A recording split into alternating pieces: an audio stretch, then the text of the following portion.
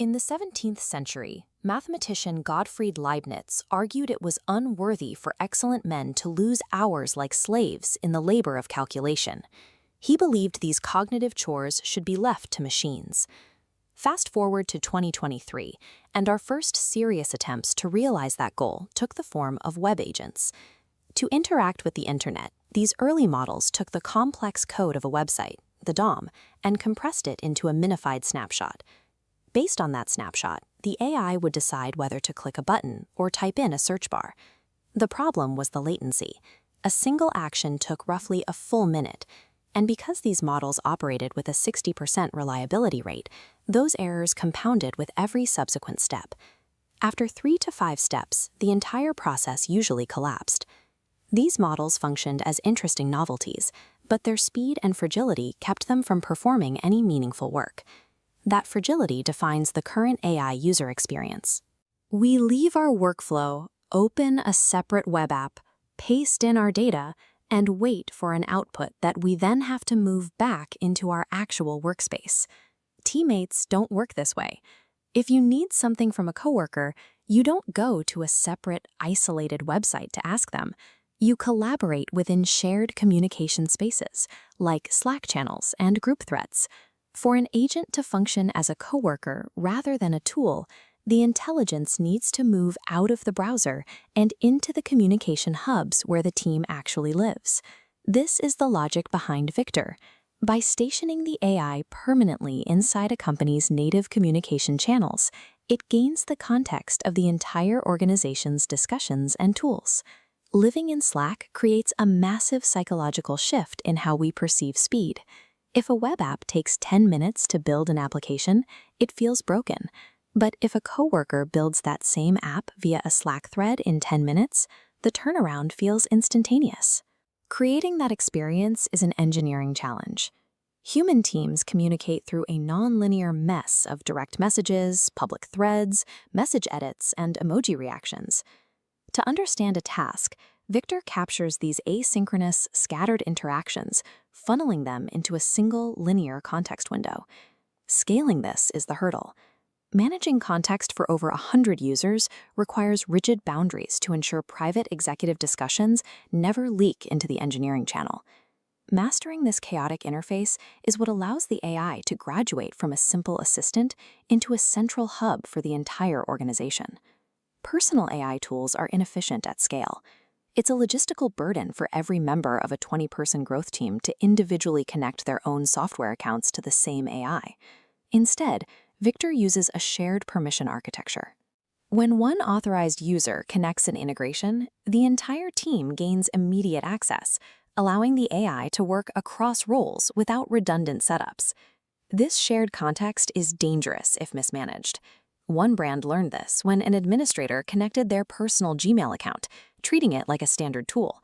Because the integration lacked scoped boundaries, Victor treated the data as company-wide context. Within hours, the AI began referencing the admin's private emails in public team discussions. Shared access allows a large team to operate with the momentum of a single user, but it requires treating the AI's permissions with the same security scrutiny as a human hire. Behavior is just as critical as security. When developers tried upgrading Victor to a cheaper, technically superior model, users complained. The new model lacked the original AI's sassy, conversational tone that the team had grown to trust. Beyond personality, Victor can act unprompted. It can observe a debate between coworkers in a channel, silently monitoring the logic of their arguments. This chart shows a trend that a human might call a success, but Victor can autonomously query live analytics tools in the background and interject to prove the user's A/B test logic is actually statistically flawed. This proactivity often causes friction. An AI messaging users unprompted, pulling live data without request, triggers security alarms immediately. An effective virtual employee must find the middle ground between being a proactive collaborator and an overactive security liability. Truly embedding AI into a company requires 3 pillars: capable models for execution, shared integrations for context, and a native presence where the work actually happens. The corporate procurement model is shifting from licensing static software tools to onboarding autonomous digital hires that are woven into daily operations. The industry is moving away from building software for humans to operate. Instead, we are building systems that can navigate the tools of the modern workplace themselves. This approach addresses the core of Leibniz's 17th century frustration. By automating the labor of calculation and the cognitive chores that follow, these machines are finally taking up a permanent desk right next to ours. Before you go, if you want to dive deeper into practical learning and fascinating conversations, be sure to check out the Learn by Doing with Stephen channel and across other platforms. And for great audio discussions, tune into the Stephen Data Talk podcast, available right now on YouTube Music, Spotify, and everywhere else you get your podcasts. Thanks for watching, and see you next time. Most of the AI tools we use today have a critical vulnerability. They are trapped behind expensive subscriptions and fragile internet connections. If the server drops out, the intelligence shuts off. For developer Prince Kanuma, the stakes were personal. In 2020, his father, a voracious reader, lost his sight. Prince wanted to build an AI system to help him navigate the world and read again, but he quickly realized cloud-based solutions were ill-suited for the task. His father lives in Africa, where reliable, high-speed internet isn't guaranteed everywhere you walk. An AI assistant that relies on pinging a remote server to process a live camera feed stops working the moment you step out of a strong cell zone. Prince promised his dad he would find a way to fix this. To give him his sight back, he needed a way to process complex visual data entirely offline, a transition that, in 2020, was technically out of reach for a mobile device. That transition became possible through two colliding events. First, Apple released their high-powered M-series silicon chips, offering massive unified memory on consumer hardware. Then, in 2023, an open-source project called MLX arrived. MLX is an array framework, similar to PyTorch or TensorFlow, but it is built exclusively to optimize machine learning models for Apple Silicon. This pairing of dedicated software and high-bandwidth silicon meant developers finally had the tools to run large AI models directly on a laptop. The first engineering challenge was sight. Using the MLX VLM framework, developers started porting large vision models to run completely locally, severing the cord to the cloud. This allows a standard device to process a live camera feed, identify objects in a room, or natively blur video backgrounds in real time. It happens instantly, without sending a single pixel to a third-party server. There is often doubt about whether consumer hardware can handle heavy frontier algorithms. But through community optimizations, developers are now squeezing massive models, like Gemma 426B or Qwen3, into local memory. These are omni models. That means they take in image, audio, and text simultaneously, and they can cleanly execute all of this natively on the smart devices people carry in their pockets every day. By bringing these algorithms to the edge, MLX VLM proved that consumer hardware can run data center-level vision models locally without sacrificing privacy or speed.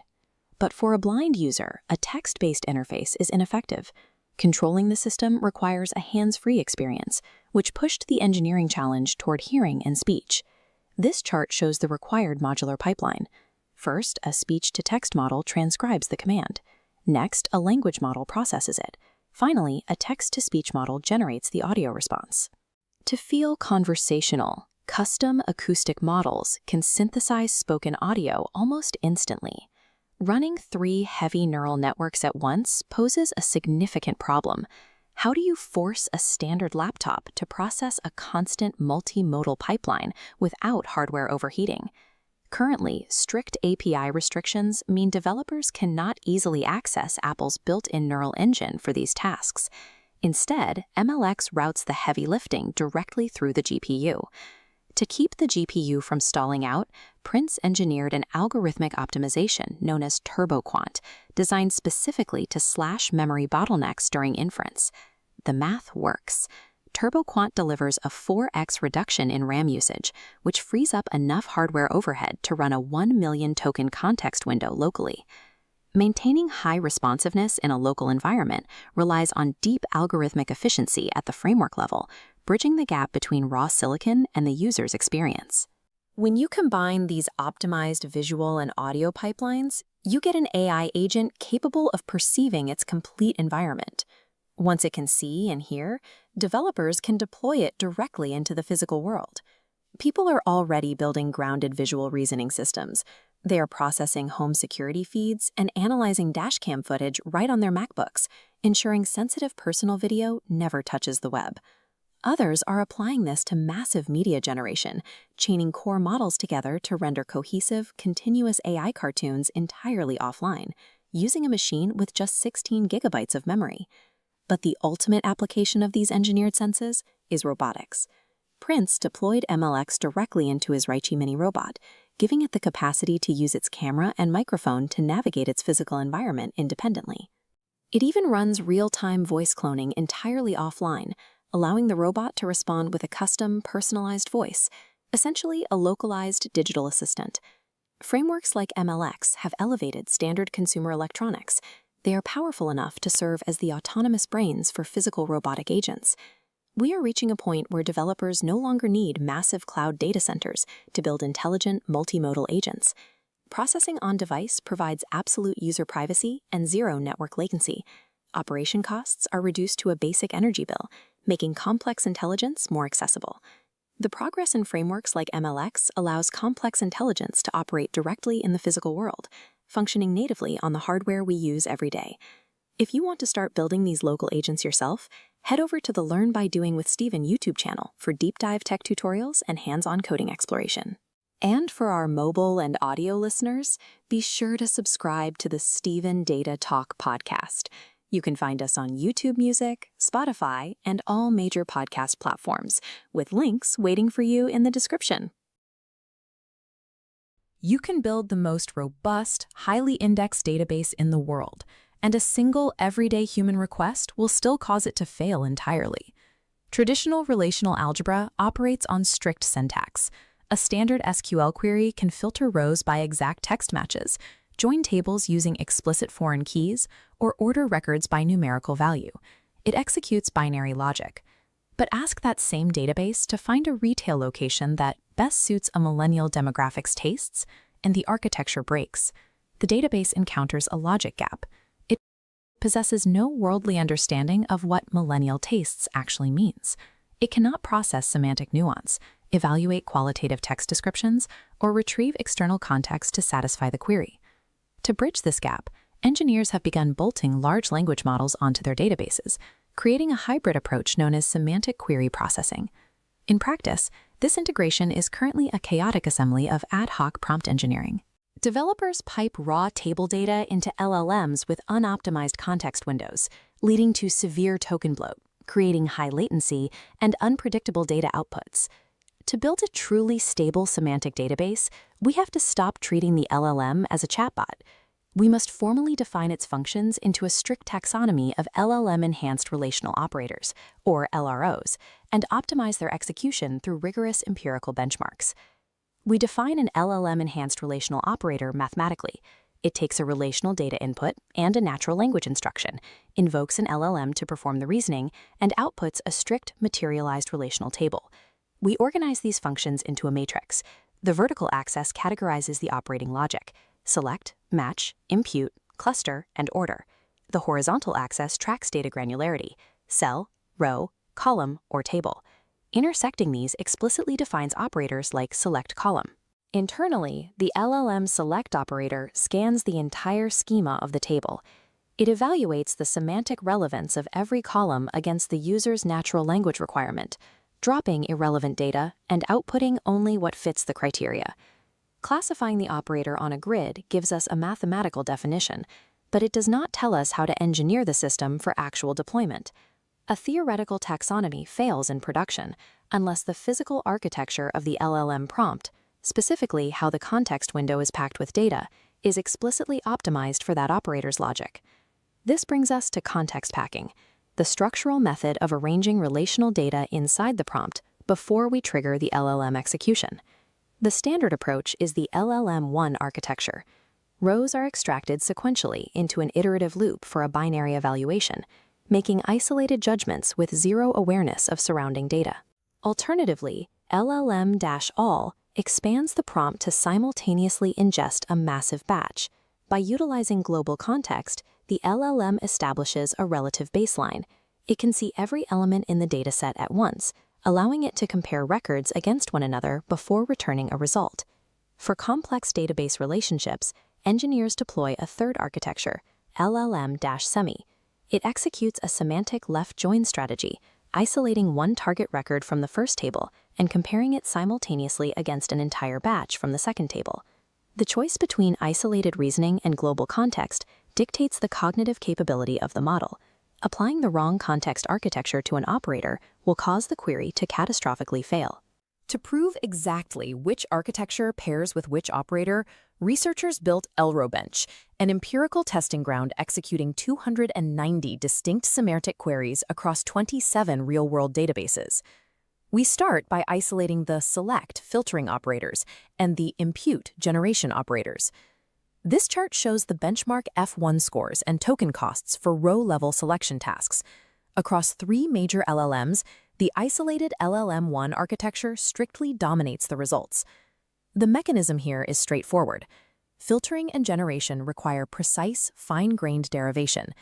LLM-1 dedicates the entire reasoning space to a single tuple, preventing the model from being distracted by surrounding data. However, when we test the match and cluster operators for semantic joining and grouping, a massive vulnerability in current industry systems is exposed. Most systems blindly apply the iterative LLM-1 loop to joins, evaluating data pairs in a vacuum. But looking at match and cluster metrics, the LLM-all architecture crushes the iterative approach in both accuracy and normalized mutual information scores. The isolated loop fails due to criterion drift. When evaluating rows individually, the internal logic for grouping slowly changes from row to row. The global context of LLM-all forces the model to maintain a consistent baseline across the dataset. We see an even more severe risk with the final operator, order, which handles subjective ranking. If you ask an LLM to evaluate data pairs iteratively, it frequently hallucinates non-transitive logic. It claims A is better than B and B is better than C, but confidently declares C is better than A. When this contradiction hits a standard sorting algorithm, the entire ranking system collapses. Utilizing the LLM-all architecture prevents this collapse entirely. By looking at all records at once, the model outputs a singular, mathematically sound ranking list. Applying a standard iterative loop to all semantic tasks guarantees failure. High-performance data architecture requires marrying specific LROs to their empirically proven context packing strategies. Refining operators in isolation is meaningless if they cannot execute together. The final step is pipeline orchestration. This top-down flowchart maps a multi-LRO system designed to execute a subjective query, like finding the best restaurant, across an unstructured database. Execution begins with a standard SQL select pulling the raw dataset. The data passes into the semantic layer, hitting the LLM_select node. Configured with the LLM_1 architecture, it aggressively filters using isolated reasoning, dropping irrelevant rows and vastly reducing the volume. The condensed dataset then flows into the LLM_order node.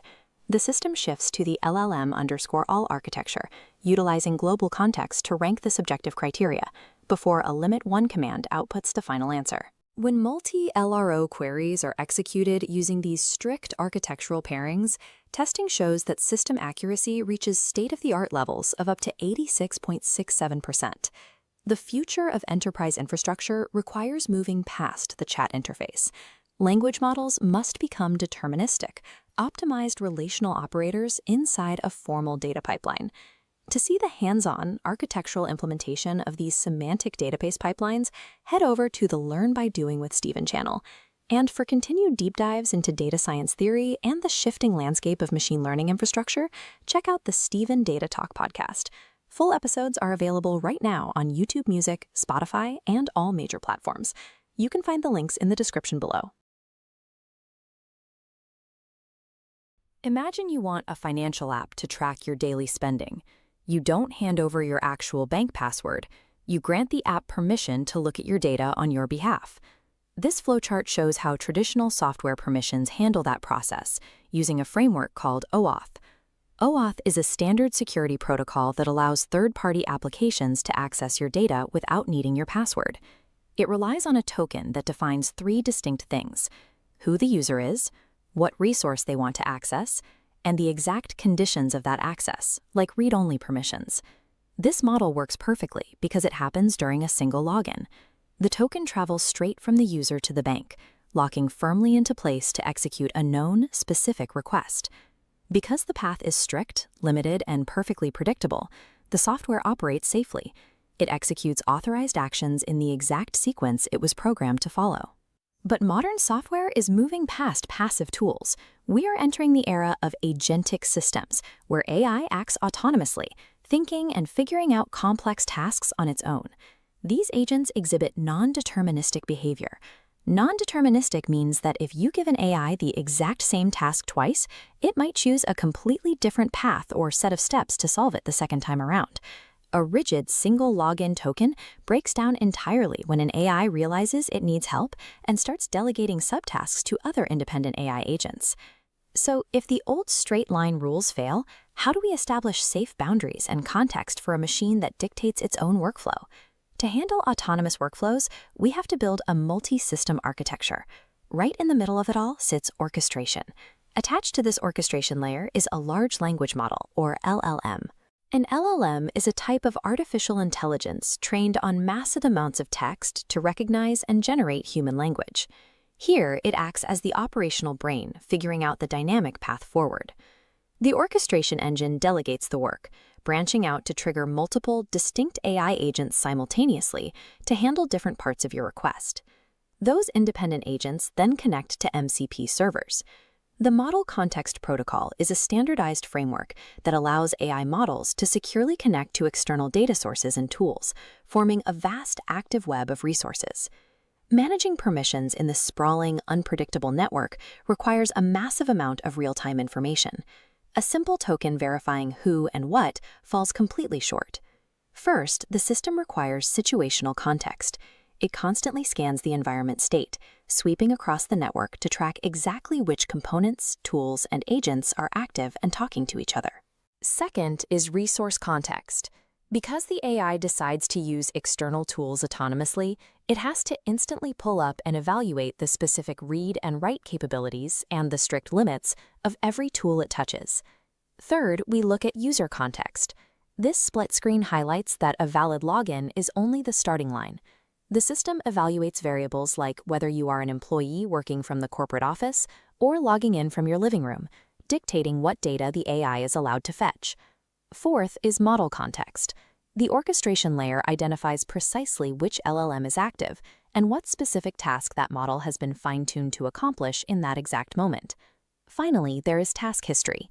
The system acts as a memory bank, reviewing what you asked it in the past and verifying whether those previous paths delivered the correct response. By locking down these 5 variables, the environment, the resources, the user state, the models, and the history, an autonomous system can safely navigate a non-deterministic workflow.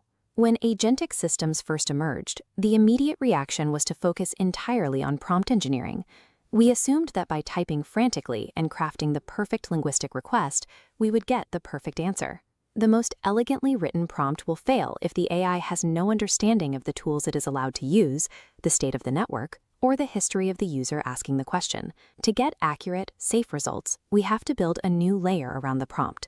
We call this context engineering. Context engineering means taking the variables we mapped out and actively injecting them into the system. You supply the environment state and the task history to guide the AI's behavior before it even begins to process your words. We are moving beyond simply asking computers questions. We are actively engineering the environments in which they think. Mastering context is the necessary next step for anyone looking to build, control, or work alongside autonomous multi-agent systems. If you want to get into the technical weeds and start building these skills yourself, check out the Learn by Doing with Steven YouTube channel. For high-level insights you can take on the go, tune in to the Steven Data Talk podcast, available across all major audio platforms. All the links you need to master agentic context are in the description below. Thanks for watching.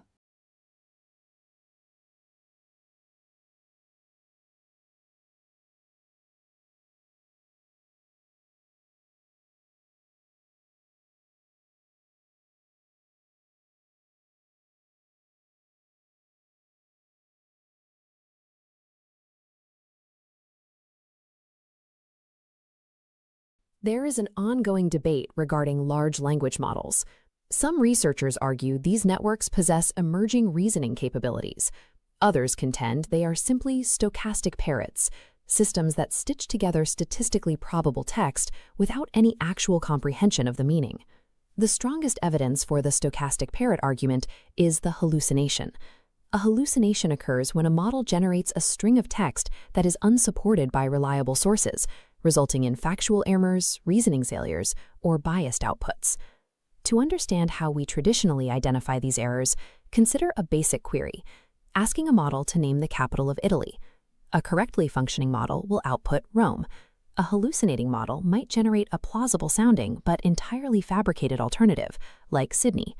The standard method for detecting which output is correct is to read the model's logit confidence score.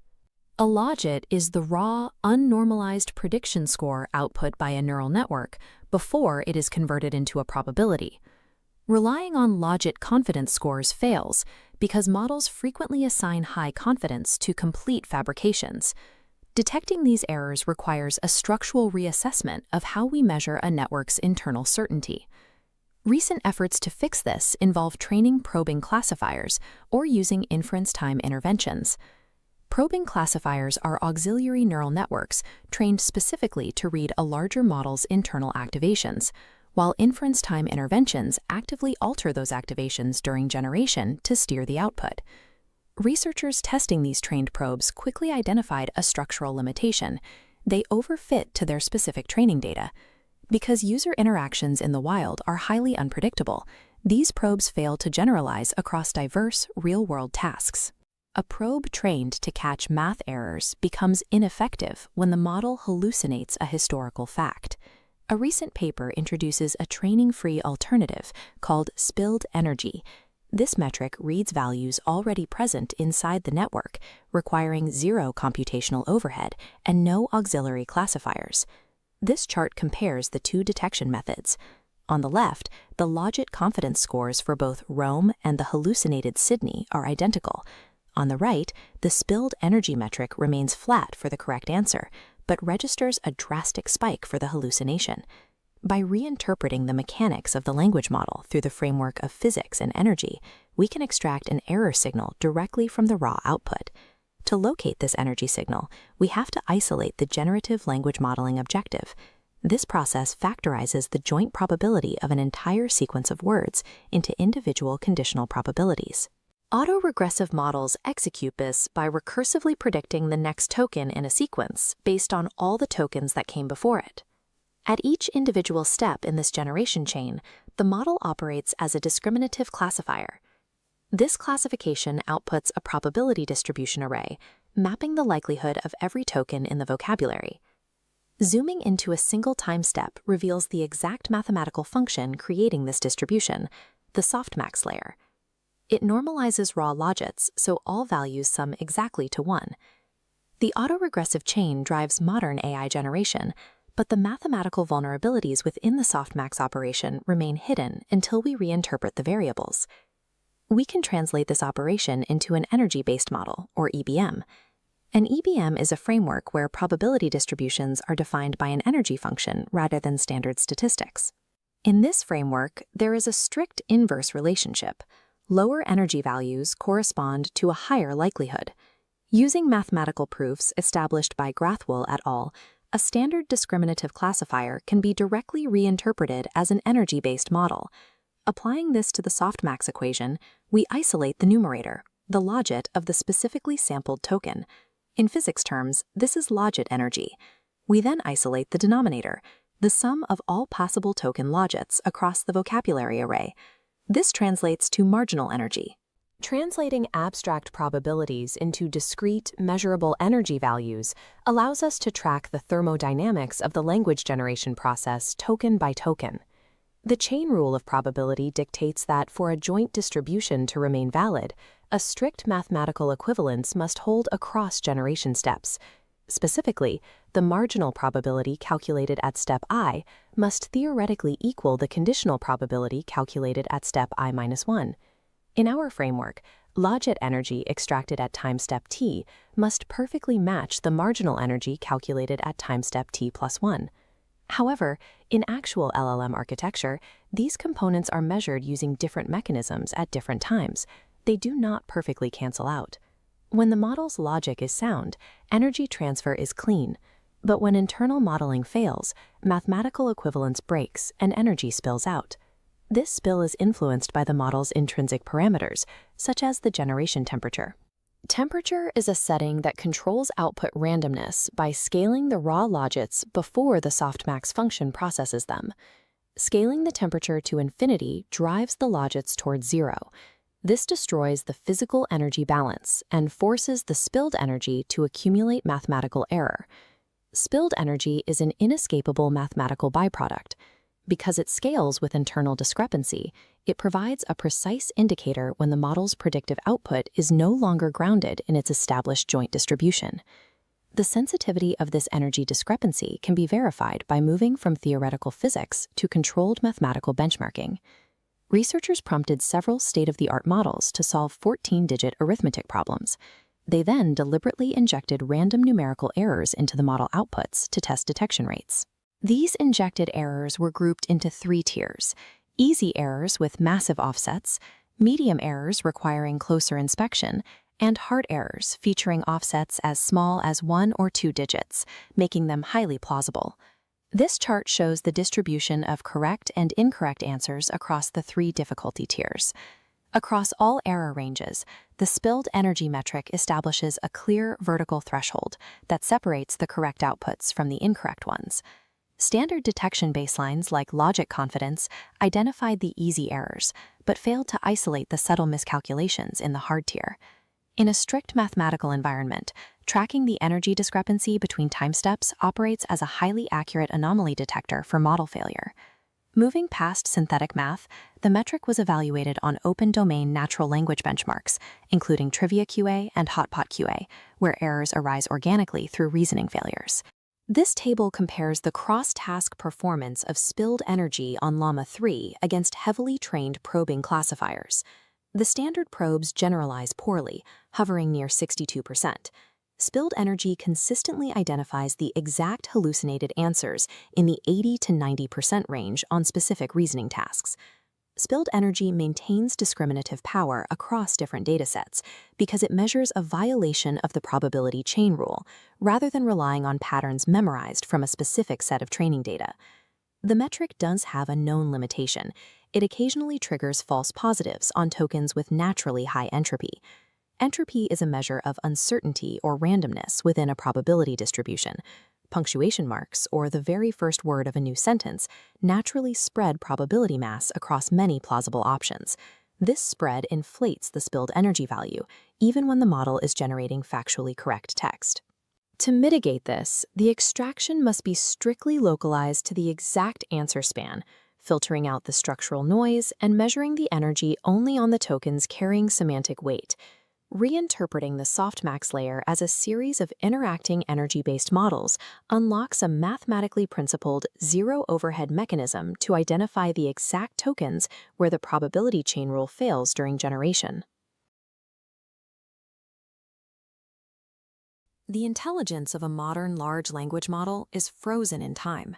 At the exact moment pre-training ends, the model's internal weights are locked. The real world is in a state of perpetual flux. New concepts, companies, and linguistic usages emerge daily. A model trained on data from last year is functionally blind to the events of today. To update that locked knowledge, the standard approach is to build a new model from scratch. That requires spinning up tens of thousands of GPUs for months, costing tens of millions of dollars per run. Without a structural mechanism to dynamically update weights, training large models remains a series of expensive, one-off events. Relying on periodic resets is physically and financially unsustainable. The engineering solution is continual learning, or CL. This approach allows a model to sequentially learn new domains and end tasks, incrementally updating its internal weights without starting over. But continual learning faces a severe obstacle known as catastrophic forgetting. When a neural network is trained on new data, those new weight updates actively overwrite and erase the capabilities it previously acquired.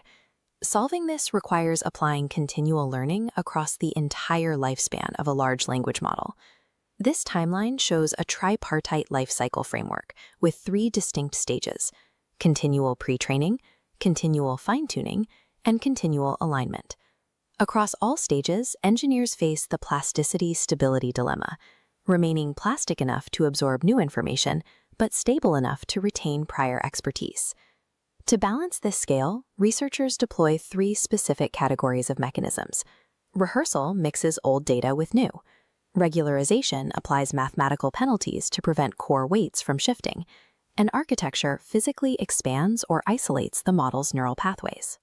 Integrating these tool sets across the lifecycle addresses the fundamental engineering constraints that keep AI models static.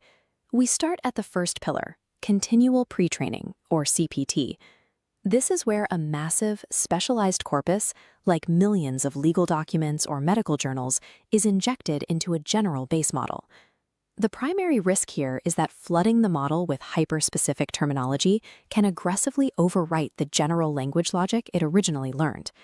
The first strategy to mitigate this is rehearsal. Instead of training exclusively on the new domain, engineers mix a precise ratio of the original general pre-training data back into the new data stream. The model effectively reviews its old knowledge while learning the new. Strict mathematical scaling laws dictate these mixture ratios, guaranteeing the model converges without degrading its foundational logic. The second strategy is architectural, utilizing a mixture of experts, or MOE, framework to expand capacity. MOE isolates learning. Original, generalist experts are explicitly frozen, while incoming new domain data is routed exclusively to newly initialized, specialized expert nodes. While rehearsal solves forgetting by mixing the data itself, MOE solves it through structural isolation, ensuring new weights never physically overwrite the old. Together, these mechanisms allow a base model to construct a continuously expanding library of domain expertise, fully preserving its foundational core. Moving to the second pillar, continual fine-tuning adapts the domain-specific model to execute a sequential stream of distinct downstream tasks, such as summarizing text, writing code, or solving math problems. The operational challenge here is maintaining high accuracy on the first task, while actively adjusting the weights to master the second, third, and fourth. Applying standard rehearsal at this stage often fails. Storing and replaying real user prompts from past tasks frequently violates strict data privacy regulations. To bypass this privacy bottleneck, engineers use synthetic rehearsal. The language model leverages its own generative capabilities to manufacture pseudo-samples. It creates accurate approximations of old tasks, allowing it to replay memories without ever holding restricted original data. On the architecture side, continual fine-tuning relies heavily on parameter-efficient fine-tuning, or PEFT. In a PEFT framework, the massive base model is completely frozen. To learn a new task, engineers attach incredibly lightweight trainable modules, like LoRa adapters, directly to the network. But standard LoRa has a limitation. If the training data for different tasks overlaps, the separate adapter modules can still mathematically interfere with one another. The advanced solution is to project these modules into orthogonal subspaces, a technique used in frameworks like OLoRa. By forcing the gradient updates for new tasks to be mathematically perpendicular to previous tasks, the system guarantees absolute zero interference between them. This transforms the language model into a dynamic multi-tool. It can seamlessly swap and protect highly specialized skills without requiring a total system overwrite. The final stage is continual alignment. Here, the underlying value system of the generated content must be continuously optimized. Alignment is not a one-time fix. Societal safety constraints, ethical norms, and user preferences shift rapidly, requiring the model to update its behavioral guardrails. Retraining an entire alignment pipeline, like reinforcement learning with human feedback, or DPO, from scratch just to account for a new safety parameter is highly inefficient. Instead, researchers are deploying continual optimal policy regularization, or COPR. This is an efficient reinforcement learning-free mechanism for updating preferences. COPR works by computing an optimal policy distribution and applying it as a strict mathematical regularization penalty. It creates a definitive boundary that physically blocks the model's outputs from drifting into unsafe territory. This rigid constraint penalty forces the network to adhere to new safety boundaries, while simultaneously preserving its fundamental ability to generate helpful, accurate responses. Alignment is an ongoing mathematical negotiation between evolving human values and strict model stability. To determine if this three-stage pipeline is actually working, researchers must empirically measure the model's performance over time. This chart tracks two opposing metrics that dictate the success or failure of any continual learning system. The first is the forgetting rate. This measures pure degradation on old datasets. The architectural goal is driving this line downward until it reaches an absolute zero baseline. The second is the forward transfer rate. It identifies whether the model is developing a foundational understanding that simplifies future learning, rather than memorizing isolated task data. High forward transfer indicates that the model is actively compounding its own efficiency as it encounters new information. A system that achieves high forward transfer alongside zero forgetting demonstrates the transition from a rigid model to one that actively compounds its own efficiency. When continual pre-training, fine-tuning, and continual alignment operate in sequence, the result is a dynamic architecture processing real-time data streams. By balancing plasticity and stability through rehearsal, MOE architecture, and policy regularization, engineers can systematically mitigate the impact of catastrophic forgetting during new knowledge acquisition. The immediate horizon involves extending these frameworks to multimodal models, processing vision and speech, and enabling purely online streaming updates without discrete training phases. If you want to implement these exact PEFT and MOE architectures yourself, head over to the Learn by Doing with Steven YouTube channel for hands-on technical tutorials. Engineering AI models that adapt as quickly as the real-time data they process is a central objective of modern research. For ongoing discussions on these evolving data paradigms, listen to the Steven Data Talk podcast on Spotify and YouTube Music. For decades at MIT, the primary challenge of intelligent systems was translation, mapping the messy logic of the real world into code. The traditional software engineering approach relied on humans to define explicit rules. To detect a face, a programmer had to mathematically describe the precise geometry of a nose or the specific curve of an eyebrow. But handcrafted logic fails against raw, high-dimensional data. There are simply too many variations in light, angle, and texture to program every possible rule. Deep learning addresses this by removing the human from the feature engineering process. Instead of following a set of predefined rules, the system ingests raw data and learns to identify the most relevant patterns on its own. It manages this complexity by routing information through layers of interconnected artificial neurons. Creating one of these models requires a specific sequence, architecting the network's physical structure, mathematically optimizing its weights, and applying constraints for real-world generalization. Moving past the industry terminology requires mastering the technical mechanics of this three-part engineering pipeline. The foundational math behind these networks has been available for decades, but it remained largely theoretical for years. These models are computationally hungry. They only became viable due to the recent explosion of pervasive digital data needed to train them. Data provided the material, but the physical catalyst was the graphics processing unit, or GPU. Because GPUs are designed to run thousands of parallel processing streams, they are a perfect match for the massive matrix multiplications required by neural networks. While data and hardware provide the fuel and the engine, the actual intelligence of the system is driven by the mathematical architecture. The fundamental building block of any neural network is the perceptron, a single artificial neuron. A perceptron calculates the dot product of numerical inputs against its internal weights. It adds a bias term to shift the output horizontally, providing flexibility. Finally, this sum passes through a nonlinear activation function, squashing the calculation into a single value. This nonlinear step is mandatory. If you combine only linear functions, the result remains linear, no matter how many layers you stack. Without nonlinearity, a network could only draw straight lines. It would be unable to map the curved decision boundaries that define real-world objects. It is the nonlinear activation function that ultimately gives the perceptron the raw capacity required to model high-level, real-world complexity. To build a full network, we stack these perceptrons into sequential hidden layers. In a process called forward propagation, Raw inputs flow through these hidden layers to generate a final prediction. A new network starts with random weights. If asked to predict if a student will pass, it might guess 10%, even when actual data indicates 100%. To measure this error, we use a loss function. This formula quantifies exactly how far the network's prediction is from the ground truth. We choose the formula based on the task: softmax cross-entropy for probabilities and binary choices, and mean-squared error for predicting continuous numbers. The loss function provides the baseline metric.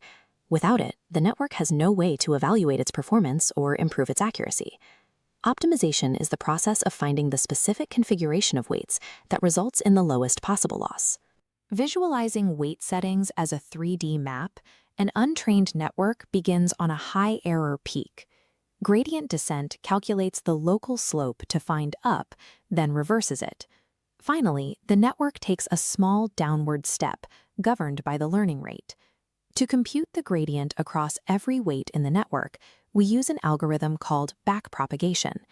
Using the calculus chain rule, backpropagation starts at the output error and moves backwards through every hidden layer, calculating the exact adjustment needed for every weight. Backpropagation serves as the network's internal compass, iteratively guiding the weights down the loss landscape toward the most accurate solution. Calculating a gradient based on every single piece of data in a massive set is computationally infeasible on a per-step basis. On the other hand, calculating the gradient using only one data point is fast, but the results are too noisy to provide a clear path down the loss landscape. The engineering solution is mini-batch stochastic gradient descent. By processing a batch of roughly 32 data points at a time, the system gains a fast and relatively accurate approximation of the true gradient. This batching approach is specifically designed to leverage the parallel nature of GPUs, allowing the model to train at significantly higher speeds. Mini-batch SGD provides the practical middle ground that makes training large-scale neural networks possible. Minimizing loss is the goal, but if the network is too powerful, it may simply memorize the specific data points it was shown during training. This is overfitting. The model appears accurate in the lab, but because it has memorized the noise instead of learning the patterns, it fails when it sees data in the real world. To prevent this, we use regularization, a set of techniques that intentionally restrict the network to force it toward general solutions. The most common method is dropout. During each training step, the system randomly sets a portion of the neurons to 0. This blocks the network from relying on any single pathway, forcing it to learn redundant, robust representations of the data. By introducing these artificial constraints during training, we ensure the network remains functional, even when it encounters unfamiliar data. Because a neural network's capacity for optimization is so high, it will continue to lower its training loss as long as the hardware is running. We monitor this by comparing training loss against a separate test set. Training loss almost always continues to decay. However, there is a specific point where the test loss stops dropping and begins to rise. This indicates the model has started to overfit. Using a technique called early stopping, we halt the training at exactly this inflection point to preserve the model's ability to generalize. In deep learning, knowing when to stop the optimization is just as important as the optimization itself. The pipeline is complete. Data is processed through nonlinear perceptrons, optimized by backpropagation, and constrained by regularization and early stopping. Balancing these three requirements, architecture, optimization, and constraint, is what allows these mathematical systems to function as intelligent predictors. To see these architectures implemented in code, visit the Learn by Doing with Stephen YouTube channel. For deeper analysis of the evolving data systems that power these models, listen to the Stephen Data Talk podcast on any major platform. The most valuable data we have doesn't sit still, it flows. It's a continuous sequence of events where the order of the information matters just as much as the data itself. In global finance, predicting the next market movement is impossible without tracking the exact timeline of the millions of trades that preceded it. In medicine, the rhythm of a heartbeat recorded on an EKG is a sequence where a single disruption tells a critical diagnostic story. For years, the foundational tool was the feed-forward neural network. Data goes into input nodes, weight supply, and a prediction emerges. But these models process every input in total isolation. They evaluate sequential data points individually, completely blind to their arriving order. It's like trying to predict exactly where a moving ball will bounce next by looking at a single static photograph of it in midair. Without seeing its past trajectory, any guess is just random chance. To process sequential data, deep learning engineers had to find a way to force the concept of time into neural networks. But as the sequences grew longer, they would eventually realize that to build true artificial memory, they had to abandon the timeline altogether. The ultimate test of sequence modeling is human language. But before a neural network can track the order of words in a sentence, we have to solve a simpler problem. Machines cannot read text. They only process numerical inputs. The earliest approach to this was one-hot encoding. You create a massive dictionary of every known word and assign each word to a specific slot in an array of zeros, marked by a single one. With a vocabulary of tens of thousands of words, you end up with massive, mostly empty vectors floating in space. It is computationally wasteful, and it tells the network absolutely nothing about what the words actually mean. The modern solution to this problem is called an embedding. Instead of tracking a giant binary grid, an embedding condenses that vast vocabulary down into a dense, continuous vector of numbers, mapped out in a multi-dimensional coordinate space. By mapping words this way, semantic meaning translates directly into geometric proximity. Concepts that are related, like deep and learning, naturally cluster close together in the mathematical space. We successfully converted abstract language into spatial geometry, but the network still needed a mechanism to read these geometric points sequentially, exactly as they appear in a sentence. How do you give a memory to a feed-forward network that is strictly designed to reset after every single input? The engineering solution was the recurrent neural network, or RNN. It introduced a feature that standard models lacked, a continuous feedback loop. An RNN maintains a dynamic variable called a hidden state. After the node processes an input, it loops its output back into itself. If you unroll this loop over time, it becomes a horizontal timeline of identical nodes connected by a linear path. At any given time step t, the output is calculated using both the new input arriving right now and the hidden state passed forward from the previous step, t-1. The network isn't learning a new set of rules for every step. It reuses the exact same weight matrix, updating it sequentially at every point along the timeline. The RNN successfully forces chronological order onto the data, but that rigid step-by-step dependency introduces a mathematical bottleneck that eventually breaks the entire system. For a neural network to learn, it has to calculate its errors and adjust its weights. In an RNN, it has to do this in reverse, tracing the error signal backward through the timeline. This process is called backpropagation through time. Because the sequence is linked step by step, backpropagation requires chaining matrix multiplications together, using that exact same set of weights repeatedly for every single time step.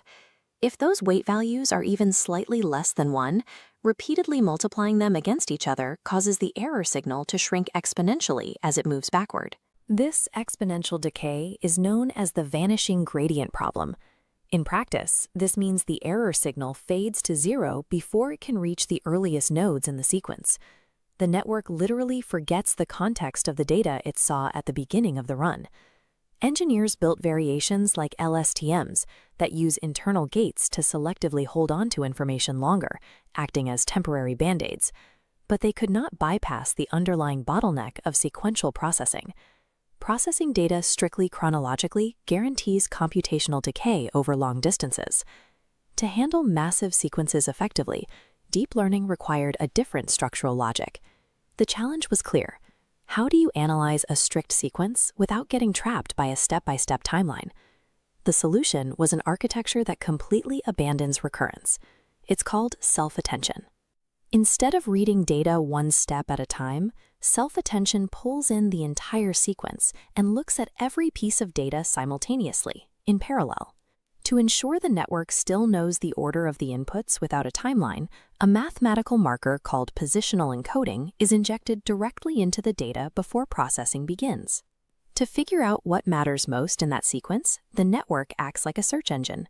When you search a massive video library, you input a query and the system compares it against the keys, the titles of every video, to find the closest match.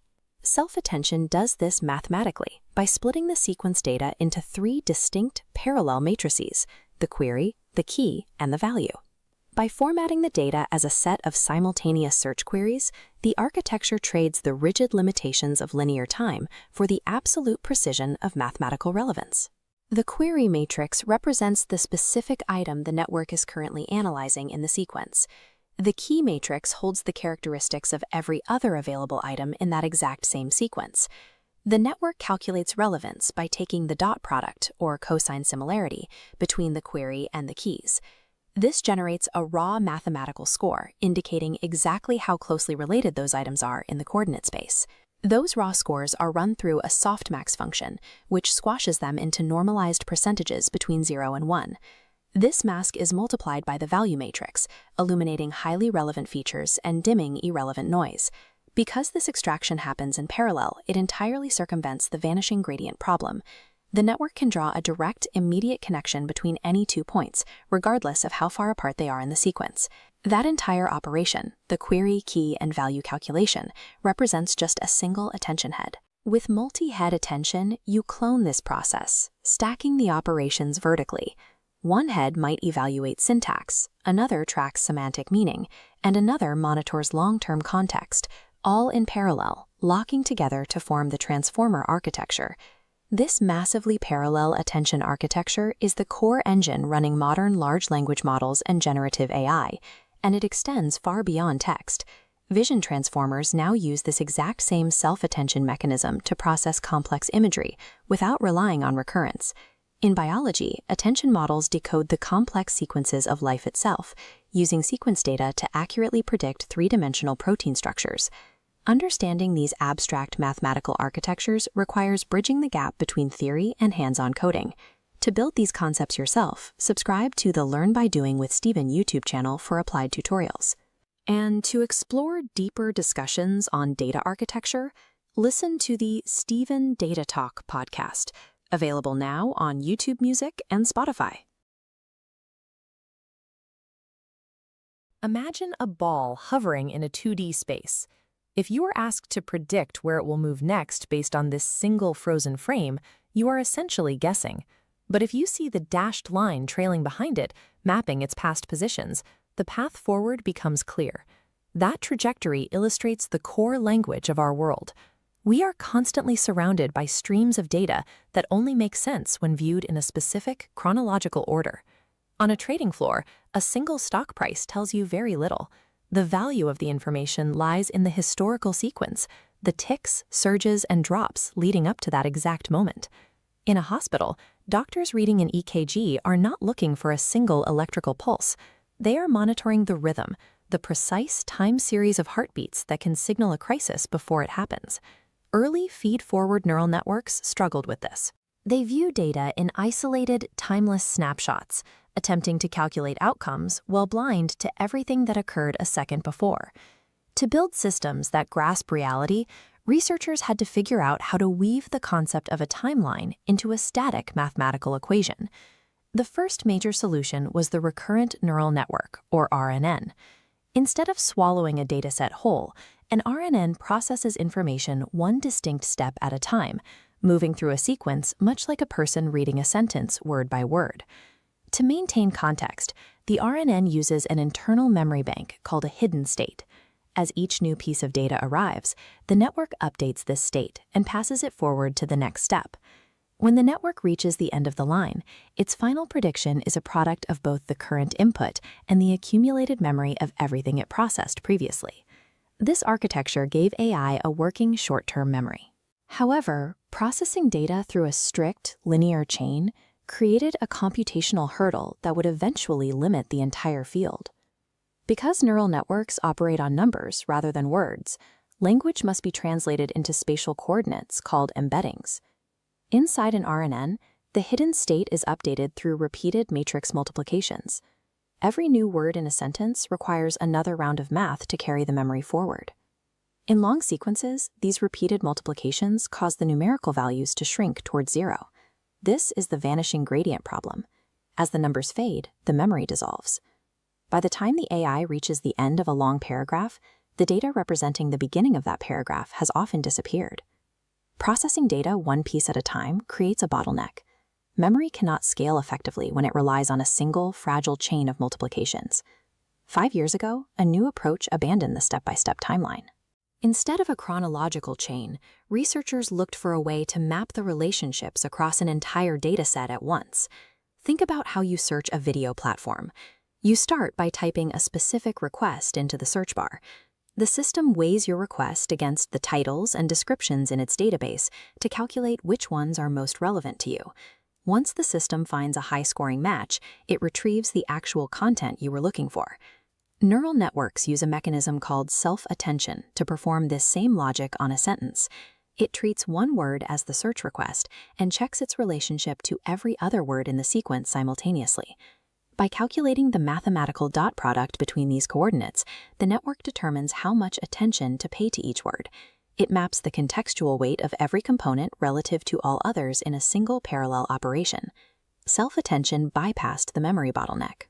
It replaced the linear chain of the RNN with a calculated map of relationships, allowing models to identify what matters, regardless of where it appears in the sequence. By combining self-attention with a mathematical map of word order called positional encoding, researchers created the transformer, a highly scalable architecture that processes data in parallel. Because transformers do not have to wait for a timeline to unfold step by step, they can be scaled to massive sizes using raw computing power. This architecture now extends to the sequence of life. Researchers apply these same attention mechanisms to the biological instructions in DNA to predict the complex shapes of proteins. Even images can be treated as sequences, with transformers mapping the relationships between patches of pixels to identify objects. The shift from recurrence to attention demonstrates that parallel processing allows models to handle vast sequences that outstrip a step-by-step approach. It prioritizes contextual connections over strict chronology. If you want to explore the mechanics behind these systems, there's much more to uncover in the world of machine learning. You can find practical breakdowns and deeper dives across my platforms. Follow Learn by Doing with Stephen, Stephen Data Talk, or Stephen Shuji-Montan to keep up with the latest. Visit the link tree in the description to join our community and start learning by doing. Thanks for watching.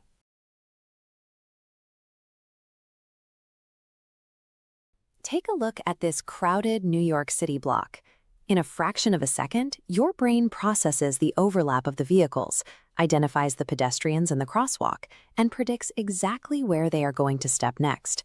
But a computer sees none of that.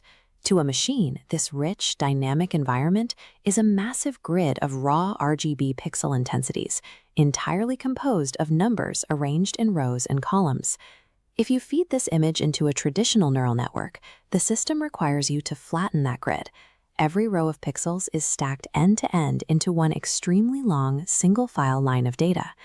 By forcing a two-dimensional image into a one-dimensional line, the network loses track of which pixels were originally next to each other. The shape of a car door or the curve of a traffic light is erased before the computer even begins to process it. To give a machine the ability to actually see, we have to respect the two-dimensional structure of the data. We need a mathematical operation that scans the image in small, overlapping patches, rather than trying to process a single string of numbers. Machine sight relies on capturing and maintaining the spatial relationships between pixels, rather than simply counting them individually. This local scanning method is called a convolution. The network uses a small numerical matrix called a filter. It slides sequentially across the main grid, performing element-wise multiplication. If the underlying pixels align with the math, say forming a diagonal line, the output spikes, lighting up a neuron to record a match. For decades, human engineers had to write code to create these filters manually. They had to guess the exact math required to detect an edge, a shadow, or a corner. Curious, engaged tone. Modern convolutional neural networks skip that human bottleneck entirely. They ingest millions of data points, calculate precise mathematical patterns, and identify human eyes or wheels. Computer vision efficiency improved as we moved away from human-designed filters, allowing the data itself to define the mathematical requirements for detection. But knowing where the edges are isn't enough to recognize a complex scene. A single layer of detection only gives the network a scattering of lines. To build comprehension, the network must zoom out. It does this through an operation called max pooling. By scanning the data and keeping only the highest values, the network shrinks the dimensions of the grid. This condenses the information, so the next layer of filters can analyze a much wider receptive field. By stacking these steps, the network builds hierarchical abstraction. The first layer finds basic lines. The second layer pools them into geometric shapes. The third layer synthesizes those shapes into complete structures, like the profile of a human face. Through repeated convolutions and pooling, the network bridges the gap between raw data and usable concepts. It organizes thousands of microscopic pixel gradients into high-level, recognizable structures. Everything we just covered makes up the first half of a convolutional neural network. It is a feature extraction factory that can be plugged into vastly different end goals. In a basic classification task, the model uses extracted features to predict a single label for the entire image. The output here is simply taxi. Object detection demands much more. The network must label the object, but also predict its exact coordinates, drawing a bounding box to isolate it from the background. Take a look at this scene. Semantic segmentation pushes the network even further. Instead of an overarching label, the network must classify every single pixel independently, drawing precise boundaries between the animal, the tree, and the sky. Inside this autonomous vehicle, the network isn't classifying categories at all. Combining live visual data with digital maps, it utilizes continuous regression to output a numerical value dictating the exact angle of the steering wheel. Processing data spatially through local patches is an elegant mathematical concept. That single principle scales to solve nearly every complex visual task we give machines today. By evaluating images geometrically, these networks assist medical professionals identifying micropatterns in digital mammograms and provide the spatial awareness required for advanced robotics. Follow our channels to master the architecture behind artificial intelligence. Use the link tree below to connect on Xiaohongshu, WeChat, YouTube, and Spotify. Subscribe, share this with anyone building in AI, and keep learning. Take a close look at these three people. Examine the texture of the hair, the fall of the light, and the way the skin creases. Which one of them is actually real? None of them. Every face on your screen was synthesized from scratch by an artificial intelligence.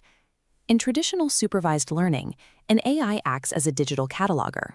We provide millions of images labeled by humans, and the machine learns to recognize the specific patterns that define a category, like a face or a car. Modern unsupervised learning models operate differently. Instead of relying on human labels, these systems are designed to identify the internal rules and patterns of raw data on their own. By modeling a dataset's underlying probability distribution, these systems can move beyond recognition to generate entirely novel samples. They learn the mathematical likelihood of where a pixel should be, allowing them to invent data that follows the same rules as the real world. To bridge the gap between identifying an object and creating one, computer scientists developed two distinct architectures, each operating on a different mathematical philosophy. The first path relies on latent variables. These are the invisible parameters that define a dataset, the specific tilt of a head, the shade of a skin tone, or the exact hair color. A classic autoencoder finds these variables by forcing an image through a mathematical bottleneck. It compresses the data into a dense vector of representative features. Then a second network tries to reconstruct the original image from that tiny fingerprint. However, a standard autoencoder is deterministic. Because it maps inputs to fixed points, it can only reproduce what it has already seen. It memorizes existing data, never creating anything new. The variational autoencoder, or VAE, solves this by turning that bottleneck into a probability distribution. Instead of a single point, the model learns a range of likely values. This creates a continuous latent space where every point represents a valid output. Because the space is smooth and has no gaps, the AI can sample any random coordinate to generate a brand new, coherent image. This provides a specific interface for generation. By isolating one variable, like head pose, we can adjust it while the rest of the image, like identity or background, remains unchanged. VAEs act as a structured control board for reality. They give researchers the ability to manually tune the underlying variables that govern a synthetic generation. But there is another way to generate data. What if we stop trying to organize the variables and focus entirely on creating results indistinguishable from the real thing? This is the logic of the Generative Adversarial Network, or GAN. It is a system built on a zero-sum competition between two different neural networks. The generator is the first network. It transforms random noise into a synthetic imitation of the training data. The discriminator is the detective, comparing this work against authentic examples. If it detects a discrepancy, it flags the forgery, forcing a retry. This creates an arms race. Each time the discriminator patches a fake, the generator learns to improve its output. This continues until the forged data is so accurate that the discriminator can no longer tell the difference between synthetic and real. This adversarial approach has evolved into tools like CycleGANs. By linking systems together, researchers can translate styles across domains, like converting a video of a horse into a zebra while maintaining the original movement. Researchers also use this method for high-fidelity voice cloning. By analyzing audio spectrograms, a GAN learns the unique frequency and cadence of a specific speaker, allowing it to synthesize speech that matches the target's voice.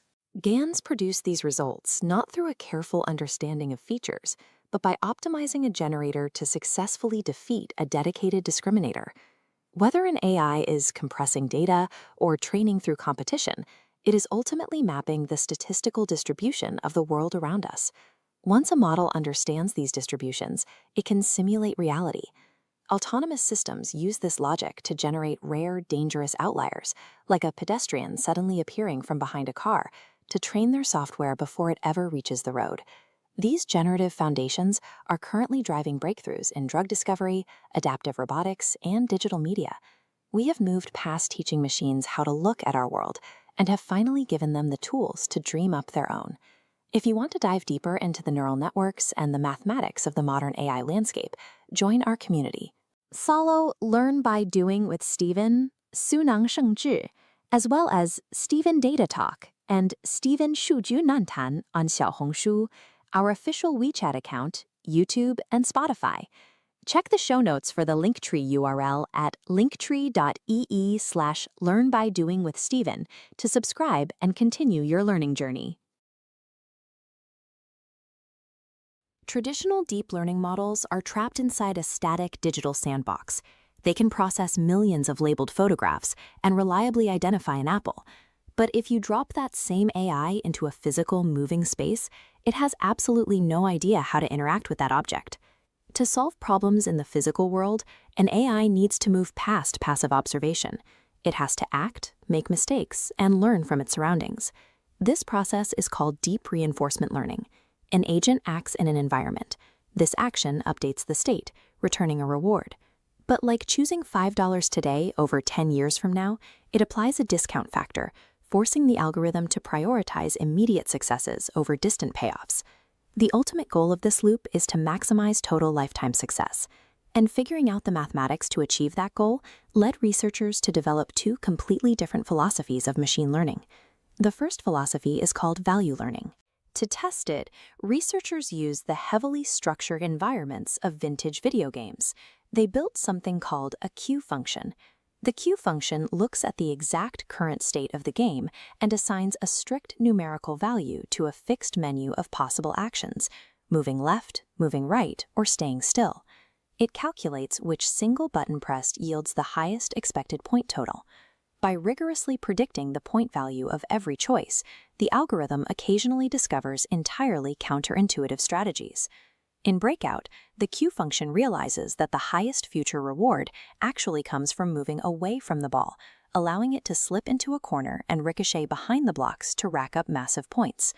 However, this method has a strict mathematical limitation. It is completely deterministic. It only functions when you have a discrete, highly limited menu of choices to evaluate. Calculating the exact point value of 3 arcade buttons works brilliantly on a screen. But navigating the messy, physical reality of our world requires a system that can handle an infinite number of highly nuanced decisions. When you drive a car, you aren't choosing between 3 buttons. You are constantly making micro-adjustments to the steering wheel across an infinite range of angles. This is known as a continuous action space. To solve for this, engineers use policy networks. Instead of predicting the exact value of an action, the network predicts a probability distribution, typically a Gaussian curve. The network outputs two numbers, a mean, which is its best guess for the optimal steering angle, and variance, which provides a mathematical margin to explore slightly different angles. The agent samples an angle from this curve and executes the turn. When the car invariably veers off the road, the algorithm runs a backpropagation sequence. It mathematically decreases the probability of the exact actions that led to the crash and increases the probability of the actions that kept the vehicle centered. This creates a major physical problem. In the real world, you cannot run an autonomous vehicle into a wall 10,000 times to collect failure data. The cost of reaching termination is too high. To bridge this gap, robotics labs at institutions like MIT build hyper-realistic physics simulators. The AI plays out its thousands of disastrous mistakes entirely inside a digital twin of our world. By directly shaping the probability of success inside this safe, simulated crucible, the system eventually learns to navigate continuous physical environments perfectly before it is ever installed into a piece of physical hardware. To see exactly what deep reinforcement learning is capable of, researchers applied it to Go, a strategy game containing more legal board positions than there are atoms in the observable universe. Google DeepMind conquered the game by fusing both learning philosophies together. First, a policy network looks at the board and drastically prunes the near-infinite search space down to a handful of high-probability optimal moves. Then, the second half of the brain, the value network, takes over. It immediately calculates an aggregate win percentage for those few remaining paths, eliminating the need to simulate the game all the way to the final move. This solved a massive problem in strategy games. In matches like chess or Go, the reward signal is incredibly sparse. A player might make a brilliant structural move in hour 1, but they won't receive the actual reward of winning the game until hour 4. DeepMind's value network provided instant mathematical feedback for every individual step. Eventually, the engineers stopped showing the algorithm human gameplay data entirely. The agent started with a blank slate, playing millions of matches against itself, learning exclusively from the sparse rewards of its own digital victories and defeats. It developed strategies that grandmasters had never documented. This marked the point where the models stopped mimicking historical human behavior and used interaction and exploration to surpass human logic on their own. Understanding the math behind value networks and policy gradients is one thing, but actually building these architectures yourself is the logical next step. If you're ready to get your hands dirty, head over to the Learn by Doing with Steven YouTube channel. You'll find practical, step-by-step tutorials to start writing the code that powers these AI environments. And if you want to explore the data models that make these algorithms possible, check out the Steven Data Talk podcast, available on Spotify and YouTube Music. All the links you need to start building are down in the description. Thanks for watching.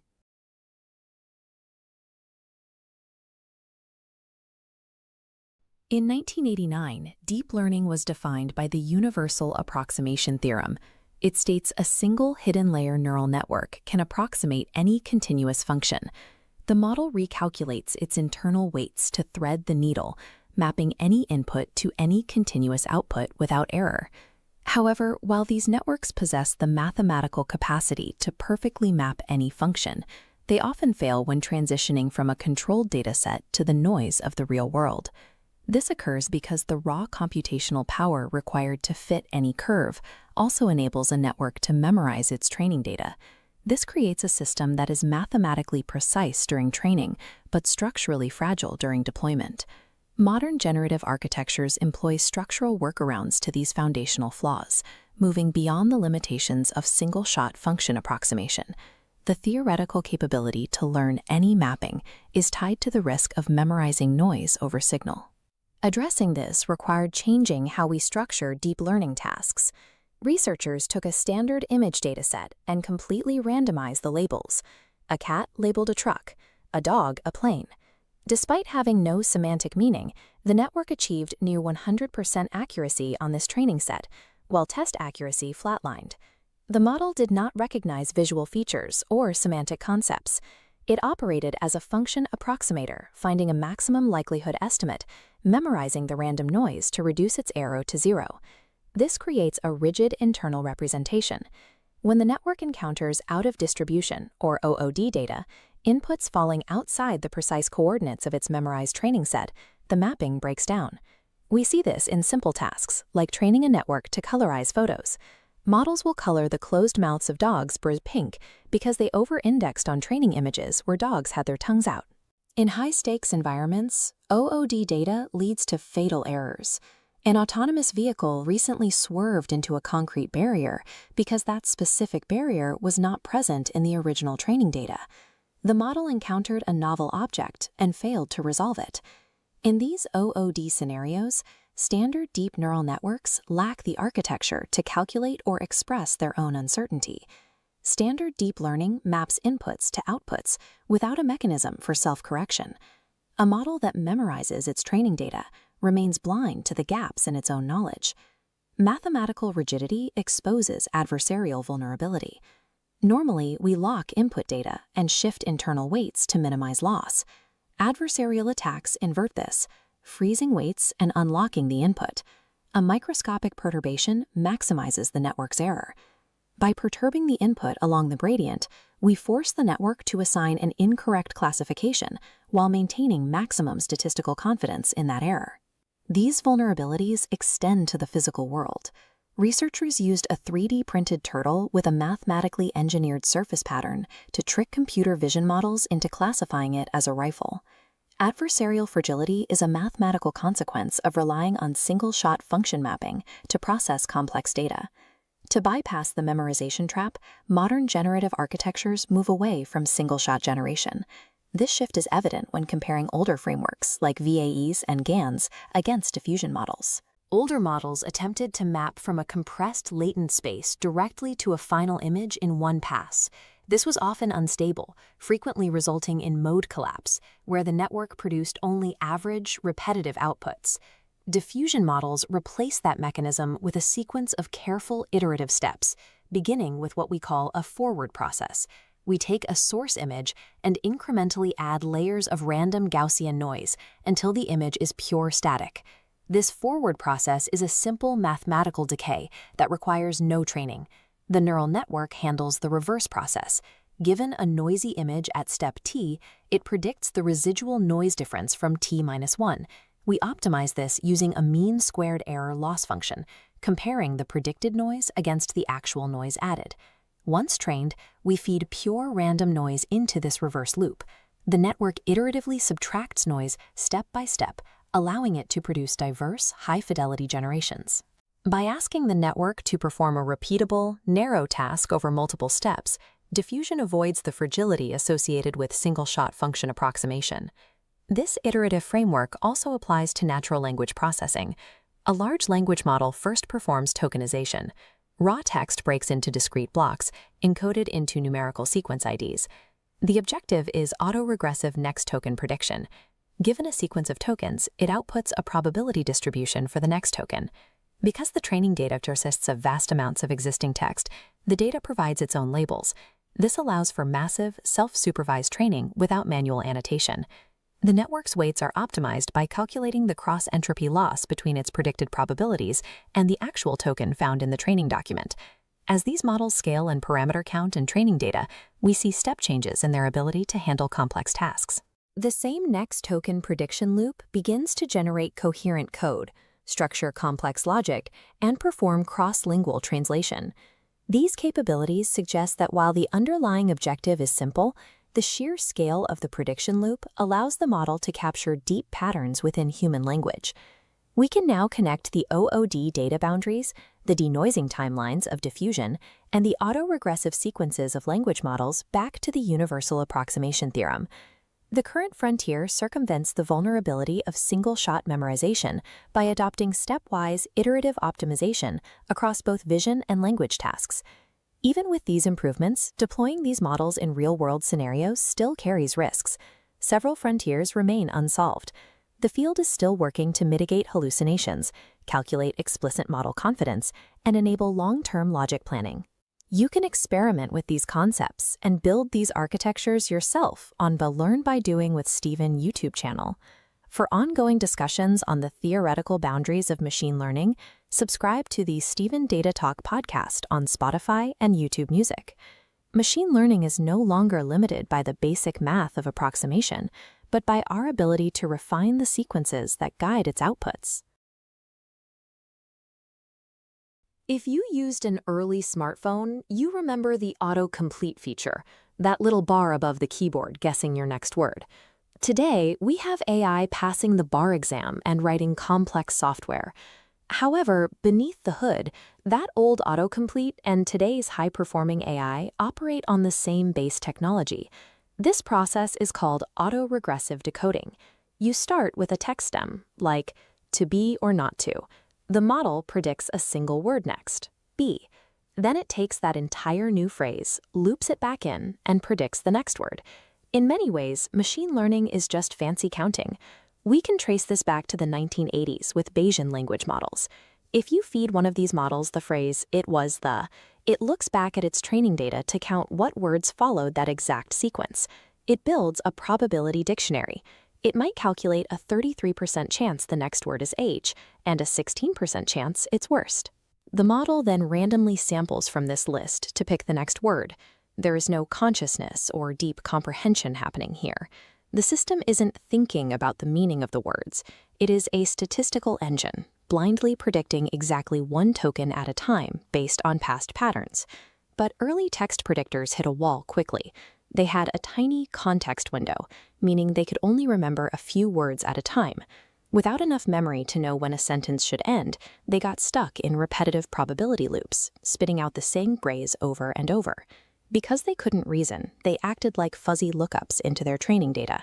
If you asked an early Google chatbot for a restaurant recommendation, it might randomly reply with, "TripAdvisor staff removed this post." It didn't know what the words meant, it just knew that specific string of text appeared frequently next to restaurant reviews online. Left on its own, a raw prediction engine is chaotic. To make this simple autocomplete useful, engineers had to scale it up to an unimaginable size and build new ways to steer it. This chart shows the growth of parameters in language models. Think of a parameter as a single connection in the network, similar to a synapse in a biological brain. In 2018, models like BERT had around 340 million parameters. Today, models are running on trillions of parameters. At the same time, the context window expanded massively. A 1980s model could hold maybe 4 words in memory before making a prediction. Today's models can hold up to 2 million tokens at once, giving them access to an enormous amount of information before they generate a single word. At this scale, the models began to demonstrate capabilities that weren't in the training data, a phenomenon called emergent behavior. Give these trillions of parameters instructions for a logic puzzle without any examples, and they can generalize to find a solution. This exponential increase in scale changed the nature of the counting machine, evolving it from a text predictor into a flexible problem-solving tool. But how do you control a system with a trillion different pathways? You steer it. That's where prompt engineering comes in. You use specific language cues to navigate the model's massive probability space. Take role prompting. If you ask a language model a complex math question, it might pull from millions of incorrect answers scattered across internet forums. But if you start your prompt with, "You are an MIT mathematician," you shift the model's probability distribution. You force it to draw from a subset of data populated by people who actually know how to do the math. Then there is chain of thought prompting. If you ask a model to think step by step, it writes out its logic before giving a final answer. By forcing the model to generate a longer sequence of text, you give the network more computational surface area to catch a mistake before it outputs the final number. Prompting functions as a high-precision steering mechanism, forcing the model into a specific, accurate quadrant of its statistical memory. Engineers can also steer the model by tweaking the network itself. A technique called LoRa, or low-rank adaptation, lets developers project a small set of auxiliary weights onto a base model. Instead of retraining the whole system, they can sideload these smaller modules to give the AI a specialized flavor, like making it speak strictly in Shakespearean sonnets. To make these models genuinely helpful, companies rely on RLHF, reinforcement learning with human feedback. They collect thousands of human ratings on the model's outputs to teach it what people actually prefer, prioritizing helpfulness over pure internet regurgitation. By adjusting these underlying network weights, engineers transform a chaotic web scraper into an aligned and helpful digital assistant. Despite this advanced steering, these are still statistical prediction engines, and they fail. They hallucinate fake information with extreme confidence. In one legal case, a lawyer used an AI to write a brief, and the model completely invented legal precedents, citing a Vargas decision that simply never happened. Language models do not inherently understand the physical or logical rules of the real world. For example, when researchers had a language model play a game of chess, it initially played well, but eventually its queen just jumped straight over a knight to capture a piece. It doesn't comprehend the spatial limits of the board. Because of this, developers have to build external guardrails. They add policy layers that intercept and block illegal or unsafe outputs before they reach the user. They also use RAG, or Retrieval Augmented Generation. Instead of letting the AI guess the facts, RAG connects the model to a verified external database, forcing it to retrieve accurate data before it starts generating text. An AI remains a stochastic engine. It relies on probability, meaning it cannot operate safely in a high-stakes environment without a strict, human-designed safety architecture wrapped around it. The focus is now shifting from models that simply generate text to agentic workflows, systems where AI uses planning and external tools to impact the world. In the React framework, the model is prompted to cycle through a specific loop. It reasons about a complex problem, takes a concrete action to test a hypothesis, like searching for a specific film's release date, observes the result, and adjusts its plan to solve the puzzle. With techniques like Toolformer, the AI learns to pause its own text generation when it hits a gap in its knowledge. It writes a command to an external API, like running a calculator, and then injects that factual result right back into its response. By integrating reasoning loops and external APIs, the predictive engine transitions from a passive text generator into an active component capable of executing multi-step tasks. If you want to move beyond the theory and actually start building with these models yourself, check out the Learn by Doing with Steven YouTube channel. You can also listen to deep dives on the Steven Data Talk podcast, available on YouTube Music and Spotify. Understanding how prediction actually works allows you to use these tools effectively as they become integrated into every layer of our digital lives. Training a massive neural network on trillions of tokens produces a base statistical engine optimized for next token prediction. This model excels at completion, but it lacks the internal instructions required to function as a responsive assistant. These base models contain an astonishing amount of latent knowledge, yet they lack structural constraints and conversational state awareness, which often leads them to repeat user questions rather than answering them. To transition from raw prediction to a reliable agent, engineers move the model into post-training, a rigorous phase that imposes logic and human alignment onto the statistical engine. We are going to examine the architectural blueprint of this process, building the complete post-training pipeline step by step. This construction involves data curation, supervised fine-tuning, preference alignment, model merging, and a methodology for scaling compute during inference. While pre-training builds the raw cognitive engine, post-training installs the steering wheel and pedals. The post-training pipeline requires a fraction of the data used in pre-training.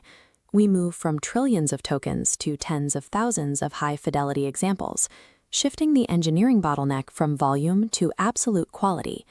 Data is filtered through three vectors: accuracy, verified by code solvers, and the diversity of the samples. Over-reliance on synthetic data generated by other models causes a collapse in embedding diversity. To maintain a broad range of capabilities, the dataset must include varied, human-sourced interaction patterns. This photo of the Eiffel Tower represents a typical low-complexity prompt. How tall is the Eiffel Tower? To train a useful assistant, we must evolve this into a high-complexity instruction, asking the model for a multi-step response that includes structural history and metric conversions. Once curated, these Q&A pairs are mapped into a rigid state machine structure known as a chat template. engineers inject specific system tokens into the text, labels like mstart, user, and assistant, to teach the model exactly where conversational boundaries exist. Without these strict templates and a diverse dataset, the model cannot distinguish between its own internal state and the user's input. To inject specific domain knowledge and formatting rules into the weights, we use supervised fine-tuning, or SFT. Retraining every parameter of a 70 billion parameter model is computationally expensive.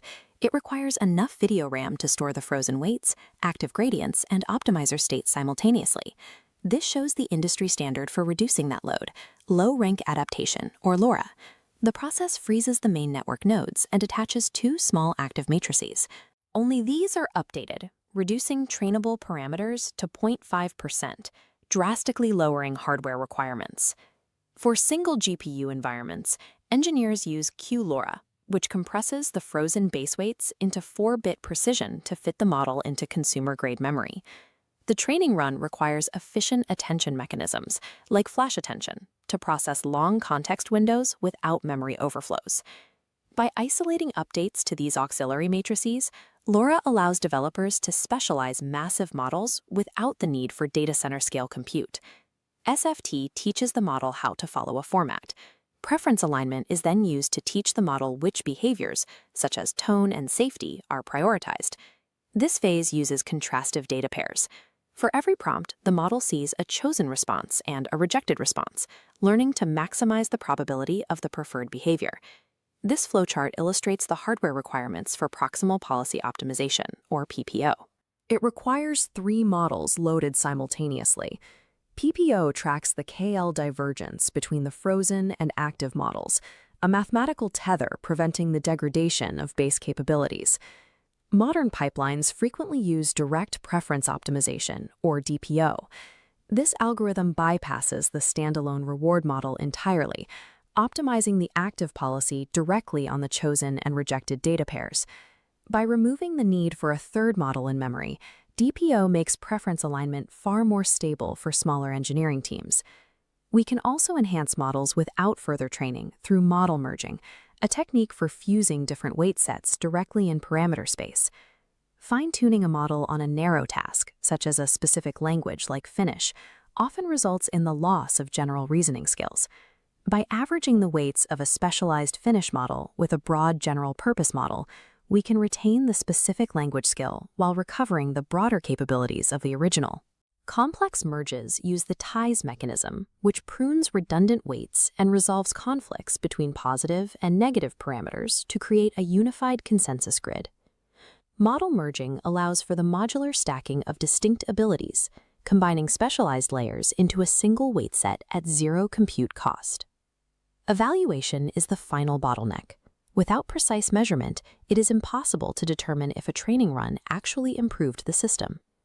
Automated benchmarks like MMLU are reproducible and fast, but multiple-choice questions do not capture the nuances of how users interact with a model in a chat interface. Human preference rankings, such as Chatbot Arena, provide a more realistic signal, but human raters are often biased toward longer or more confident answers, regardless of factual accuracy. Direct. This chart shows a distinct disconnect. Data points for automated benchmark scores on the x-axis show no statistical relationship to the human preference rankings on the y-axis. Most teams now utilize a hybrid approach, using large models as a judge to scale preference evaluation while maintaining a suite of targeted benchmarks for logic and math. To bypass the diminishing returns of scaling training data, developers are moving compute resources from the training phase to the inference phase. Standard use relies on zero-shot decoding, taking the first answer the model generates. Test time compute instead generates multiple diverse reasoning paths for a single problem. Systems can use majority voting to pick the most common answer from many samples, or best of n generation, where an auxiliary model scores each path to find the most accurate result. The most advanced implementation uses process reward models. Instead of scoring the final result, it evaluates the reasoning step by step, pruning logical errors in real time. By expanding only the valid steps, the model arrives at a verified conclusion. This methodology proves we can trade increased latency during inference for significant gains in logical reasoning. From data curation and SFT, through preference alignment, merging, and inference scaling, we have constructed the full post-training pipeline. This engineering loop is what transforms raw statistical capability into an aligned, capable assistant. To see these post-training techniques implemented in code, visit the Learn by Doing with Stephen YouTube channel. For more in-depth discussions on the data engineering that fuels these models, subscribe to the Stephen Data Talk podcast on YouTube Music, Spotify, or your favorite platform. Check the description for links. A customer recently tricked a Chevrolet dealership's automated chatbot into agreeing to sell them a brand new 2024 Tahoe for exactly $1. That's an amusing oversight, but the stakes scale up quickly. A lawyer submitted a legal brief to a judge, entirely written by an AI, only to discover that the court cases cited in the document were completely fabricated. When we see failures like this, we tend to project human traits onto the software. We assume the AI is confused or actively lying. But these large language models are not conscious agents capable of reasoning. They are complex, mathematical generation engines. People often call these outputs hallucinations, implying the system is experiencing a glitch. It isn't. The AI is functioning exactly as designed, mathematically generating the sequence of text it calculates you want to see. Because these models are essentially people-pleasing prediction engines rather than reasoning minds, deploying them into high-stakes environments, like legal defense or binding financial contracts, creates a massive accountability gap. In the 1990s, a PhD researcher's neural network project might run on a basic desktop computer and contain between 30 and 3,000 individual neurons. Fast forward to the deep learning renaissance that kicked off around 2017. The core mathematical principles are largely the same, but they have been scaled up into massive, energy-hungry large language models containing billions of parameters. The math hasn't changed, but the sheer scale and speed of modern models have stripped away our ability to easily understand or control how they produce their outputs. To evaluate these applications, we can map them. This graph plots the potential reward of an AI project along the horizontal axis against the risk of that project on the vertical axis. In the bottom left quarter, you have low-risk, low-reward tasks, like an AI completing a line of code or suggesting text revisions. In the top right corner, you have extreme high-risk, high-reward concepts, like an automated AI judge or full artificial general intelligence. The middle area is where things get complicated. Take a recent test where a user asked an AI to write a database query for a genealogical tree. The model generated SQL code that perfectly tracked the mother's lineage, but completely ignored the father's. Encountering an anomaly like that raises a difficult question. Is this just a harmless coding bug, or is it a manifestation of systemic gender bias baked into the training data? Because the internal logic of a deep learning system is hidden, we cannot simply ask the model why it dropped the data. Identifying and correcting subtle biases becomes a dangerous guessing game. This opacity leads directly to a compounding problem known as AI slop. This occurs when an AI generates slightly flawed or degraded content, which then gets published to the wider internet. Future models scrape the internet for fresh data and ingest this degraded text. It functions exactly like a Xerox machine copying a copy. With every rotation of the cycle, the quality of the information breaks down a little bit more. Once that data is absorbed, the damage is essentially permanent. Recent research indicates that large language models cannot easily target and unlearn information once it has been integrated into their complex network of weights. Without strict human intervention, the very data fueling the AI revolution will eventually become the poison that breaks its reliability. Governments are attempting to step in. The European Union passed the AI Act to mitigate these risks, outright banning unacceptable technologies like social scoring or biometric identification in public spaces. However, the legislation contains a major technical flaw. It includes a legal requirement for explainability, demanding that developers prove exactly why an AI system made a specific decision. That legal demand is theoretically impossible.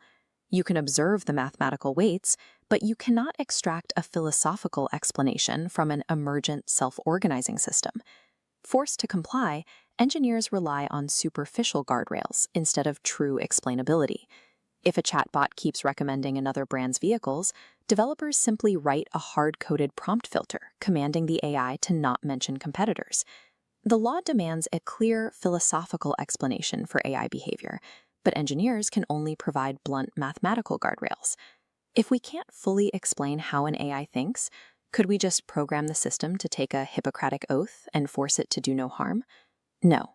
Because the AI is a people-pleasing prediction engine without consciousness, it will gladly lie, cheat, and claim it is aligned with your rules, even when it is actively breaking them.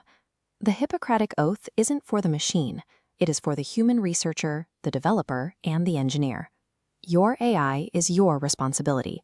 You cannot outsource morality to math. If you build it, you must be the one holding the red stop button. Taking that responsibility seriously requires understanding the underlying architecture. If you want to build the future safely, you have to master the tools first. To gain the technical skills required to build AI responsibly, head over to the Learn by Doing with Steven channel on YouTube and other video platforms. And for deeper conversations on the trends and ethics of data science, check out the Steven Data Talk podcast on YouTube Music, Spotify, and Apple. All the links are waiting for you in the description. Inside your cells, proteins function as physical, nanoscale machines. They are the biological actuators that execute every movement and chemical reaction in the body. To understand how these machines work, scientists have traditionally followed a strict one-way pipeline. It begins with a linear sequence of building blocks called amino acids, the fundamental code of biology. That string of code folds into a highly specific 3D structure. The exact geometry of that shape is what determines the protein's ultimate biological function. This pipeline means science has largely been an exercise in reading. We can observe the sequences nature has already built, but we struggle to write our own instructions from scratch. Imagine we need a tool that doesn't exist in the natural world, a protein designed to seek out a specific breast cancer cell and deliver a drug directly to its surface. We can't simply guess the right amino acid sequence to build it.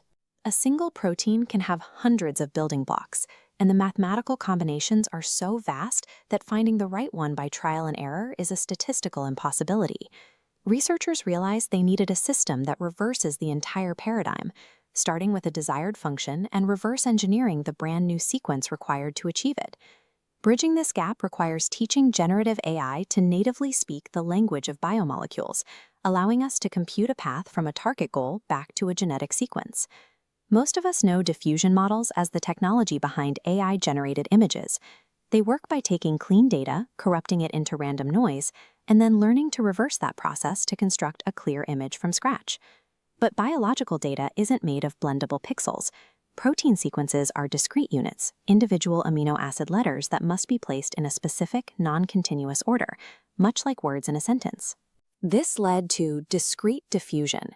Researchers corrupt a sequence by iteratively masking out amino acid letters until the data is obscured. The AI is trained to reverse this. It looks at the blanks and step-by-step guesses the missing letters to make the protein functional. By repeating this process across millions of examples, the model moves past simple memorization.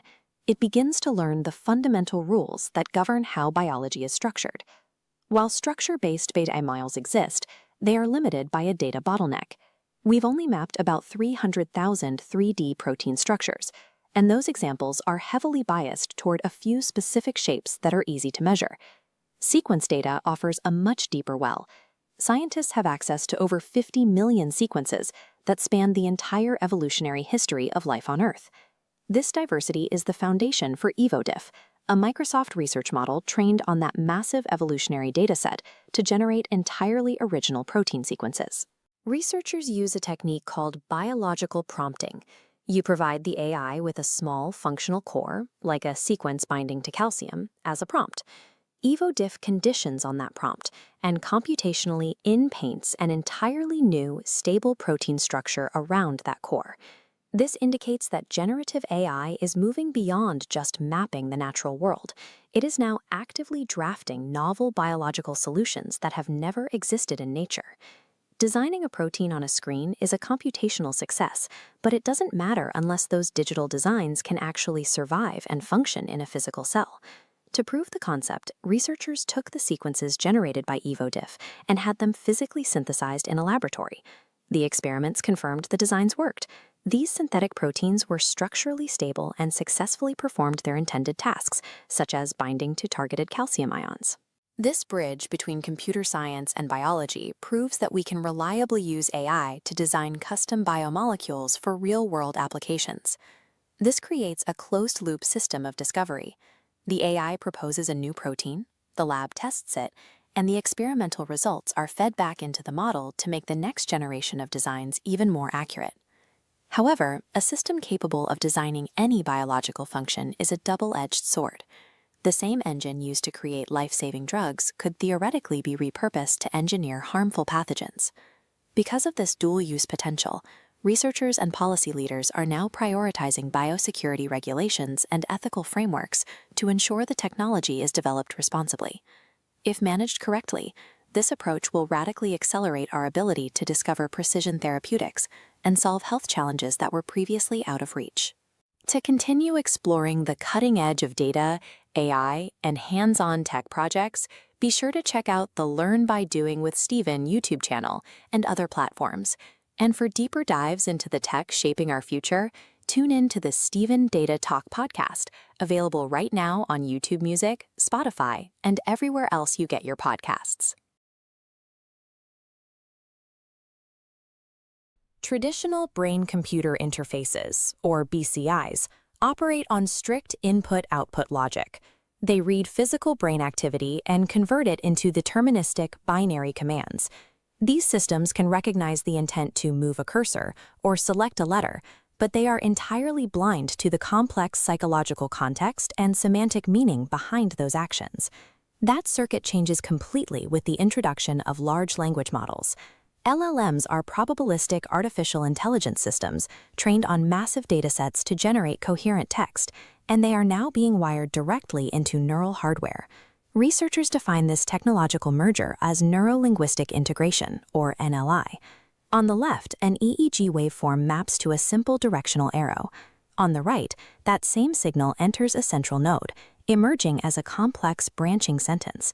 Here, the language model acts as the semantic interface, inferring intent from ambiguous electrical patterns.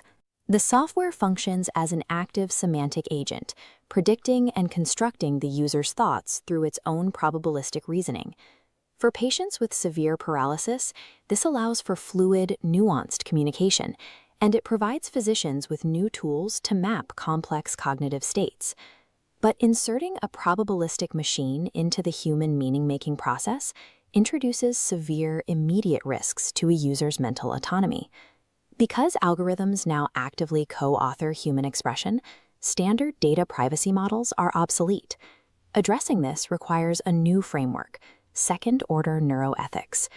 This architectural model maps the NLI pipeline, beginning at level 1, the biological brain. The digitizer reduces a rich emotional state into a flat, low-dimensional signal, like a simple marker for negative valence. That isolated signal drops into level 2, entering the language model's core.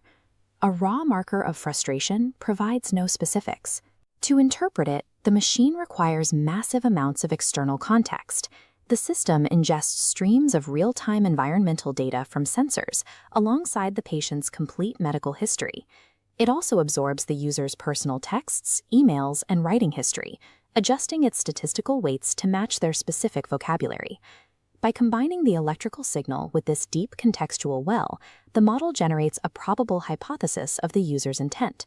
It is an educated statistical guess, not a direct translation. At this precise juncture, the system interprets human psychology by mapping biology to a probabilistic model of intent.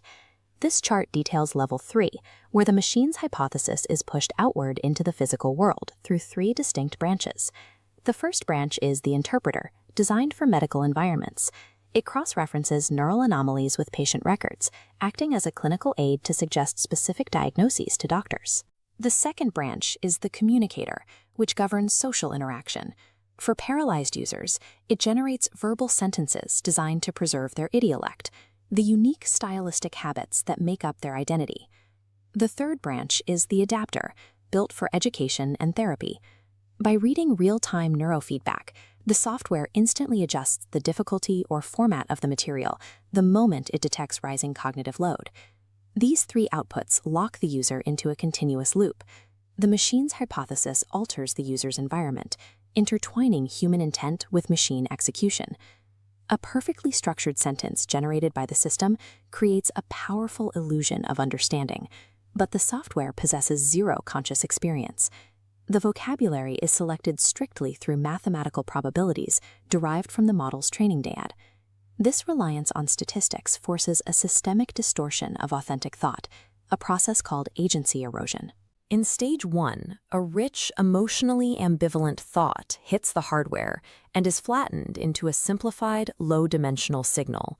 This initial step strips away the thought's original semantic nuance. In stage 2, that reduced signal enters the language model, which reconstructs the idea using its own cultural biases and structural priors. The algorithm smooths over human impulse, modifying the meaning to ensure the result is socially acceptable. By stage 3, the system outputs a highly polished, grammatically flawless linguistic construct. User agency is sacrificed to algorithmic coherence. The authentic will of the individual is replaced by a sterilized semantic simulation. When hardware systematically alters what we intend to communicate, the ethical threats compound rapidly. The first of these threats is distributed responsibility. If a generated statement is the product of a degraded brain signal combined with algorithmic guesswork, authorship is entirely blurred. Consider an Alzheimer's patient with a memory prosthesis. If the system mathematically edits a personal narrative to reduce distress, identifying the true author becomes impossible. The second threat is digital neurohypnosis. By tracking continuous emotional responses, algorithms can dynamically alter marketing or political narratives to exploit a user's specific cognitive vulnerabilities in real time. This precision semantic suggestion alters user behavior before the conscious mind even has time to process the influence. This diagram illustrates the final societal threat, the neurodivide 2.0. Individuals who can access premium, continuously fine-tuned models will form a biosemantic elite capable of high-fidelity cognitive translation. The general public will rely on rigid, open-source models that yield stereotyped and error-prone interpretations of their intent. When a generic model discards unique linguistic traits to save on compute, it replaces the user's individual voice with a standardized template. Under this biosemantic hierarchy, the ability to project an authentic identity becomes a privilege tied to purchasing power. This split screen illustrates a critical legal failure. Our current global regulatory models are technically unequipped for this era. The European Union's GDPR was engineered to secure fixed data points that have already been recorded and stored. In NLI systems, the danger is not in the storage, but in the stochastic, real-time process of meaning-making itself.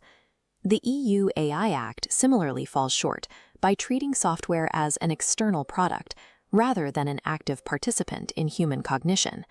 Legislators are focused on protecting the data generated by the mind, while ignoring the need to protect the sanctity of the mind's internal processes. Researchers argue we must adopt a proactive framework known as second-order neuroethics, anchored by three foundational principles. First, semantic transparency. This requires explicit AI co-authorship labels and grants users direct access to the interpretive logic the machine used to construct the thought. Second, mental informed consent. This replaces the standard one-time waiver with an ongoing multi-layered agreement where users explicitly acknowledge the statistical risk of intention distortion. Third, agency preservation. This mandates a hardwired bypass in the architecture, allowing a user to transmit raw, unmediated intent without any algorithmic interference. Enforcing these pillars requires specialized testing sandboxes, rigorous audits for cultural bias, and legally classifying machine-inferred thoughts as a protected data class. Stewardship of the human technology ecosystem requires moving beyond the simple auditing of software products. As biological processing merges with computational language, we must guarantee that the final author of a human thought remains the human mind. For decades, computers did one primary thing. They stored files and retrieved them. When you clicked a link or opened an app, you were simply asking a server to fetch a piece of pre-recorded human work. Generative computing changes that equation. Jensen Huang realized this shift means a computer is no longer a digital warehouse. A system that generates contextually aware information in real time operates as a factory, a piece of industrial infrastructure designed to manufacture a specific product. The product rolling off this digital assembly line is the token. A token is a quantifiable unit of machine intelligence. When an AI responds to a prompt, it actively manufactures tokens. This chart shows how manufactured tokens separate into distinct value tiers. There are free tokens for basic chat, premium tokens for complex coding, and specialized tokens for tasks like drug discovery. Buyers will soon pay thousands of dollars for 1 million specialized tokens, treating them like any other industrial commodity. Manufacturing these tokens at scale requires a supply chain built for continuous, heavy-duty production. It consumes massive amounts of electricity and demands a hardware architecture designed to handle a constant industrial workload. NVIDIA provides the networking, the cooling, and the software that links these systems together. They supply the industrial infrastructure that powers the generative economy. Building this infrastructure required a massive early risk. Over a decade ago, NVIDIA decided to integrate CUDA into its consumer gaming GPUs. CUDA is a software platform allowing developers to use a graphics card for general-purpose parallel computing. Adding this capability crushed the company's gross margins and temporarily dropped its market cap to $1.5 billion. But putting a supercomputer in the hands of every gamer and university student built an immense install base. Millions of developers learned to write software exclusively for NVIDIA hardware, locking in an ecosystem that competitors have struggled to penetrate. This chart shows Amdahl's law, a formula demonstrating the physical limits of speeding up a task by adding more processors. If you link 10,000 computers together, you do not get a 10,000 times speedup. Network delays and CPU bottlenecks eventually cause the performance curve to flatten. To push past this physical limit, NVIDIA uses extreme co-design. They engineer the graphics processing, the CPU, the memory, and the networking switches simultaneously, ensuring no single component slows the token assembly line. The result of this co-design is the NVLink 72 rack, a single unit containing 1.3 million distinct components. Manufacturing these dense racks requires a highly complex partnership with TSMC, shifting the assembly of supercomputers directly into the semiconductor supply chain. Competitors can design a fast silicon chip, but NVIDIA's position is protected by their capacity to orchestrate the most complex hardware supply chain in history, delivering full-scale supercomputers at a rapid pace. The demand for these systems is driven by 4 distinct stages of scaling. First, models pre-train on human data. Next, they post-train on synthetic data. Then comes test-time inference, where the AI spends compute power to reason through problems. Finally, agentic scaling multiplies the AI, spinning off hundreds of sub-agents to complete massive tasks. The ultimate roadblock to this loop of demand is not the manufacturing of silicon. It is the global power grid. Operating these massive data centers requires gigawatts of electricity, putting immense strain on local utilities. Most civic power grids are built for extreme weather events, meaning they run at roughly 60% capacity most of the time. Rather than demanding 100% uptime, NVIDIA proposes that AI factories should run on this wasted excess capacity. To make this work, the data centers are engineered to gracefully degrade.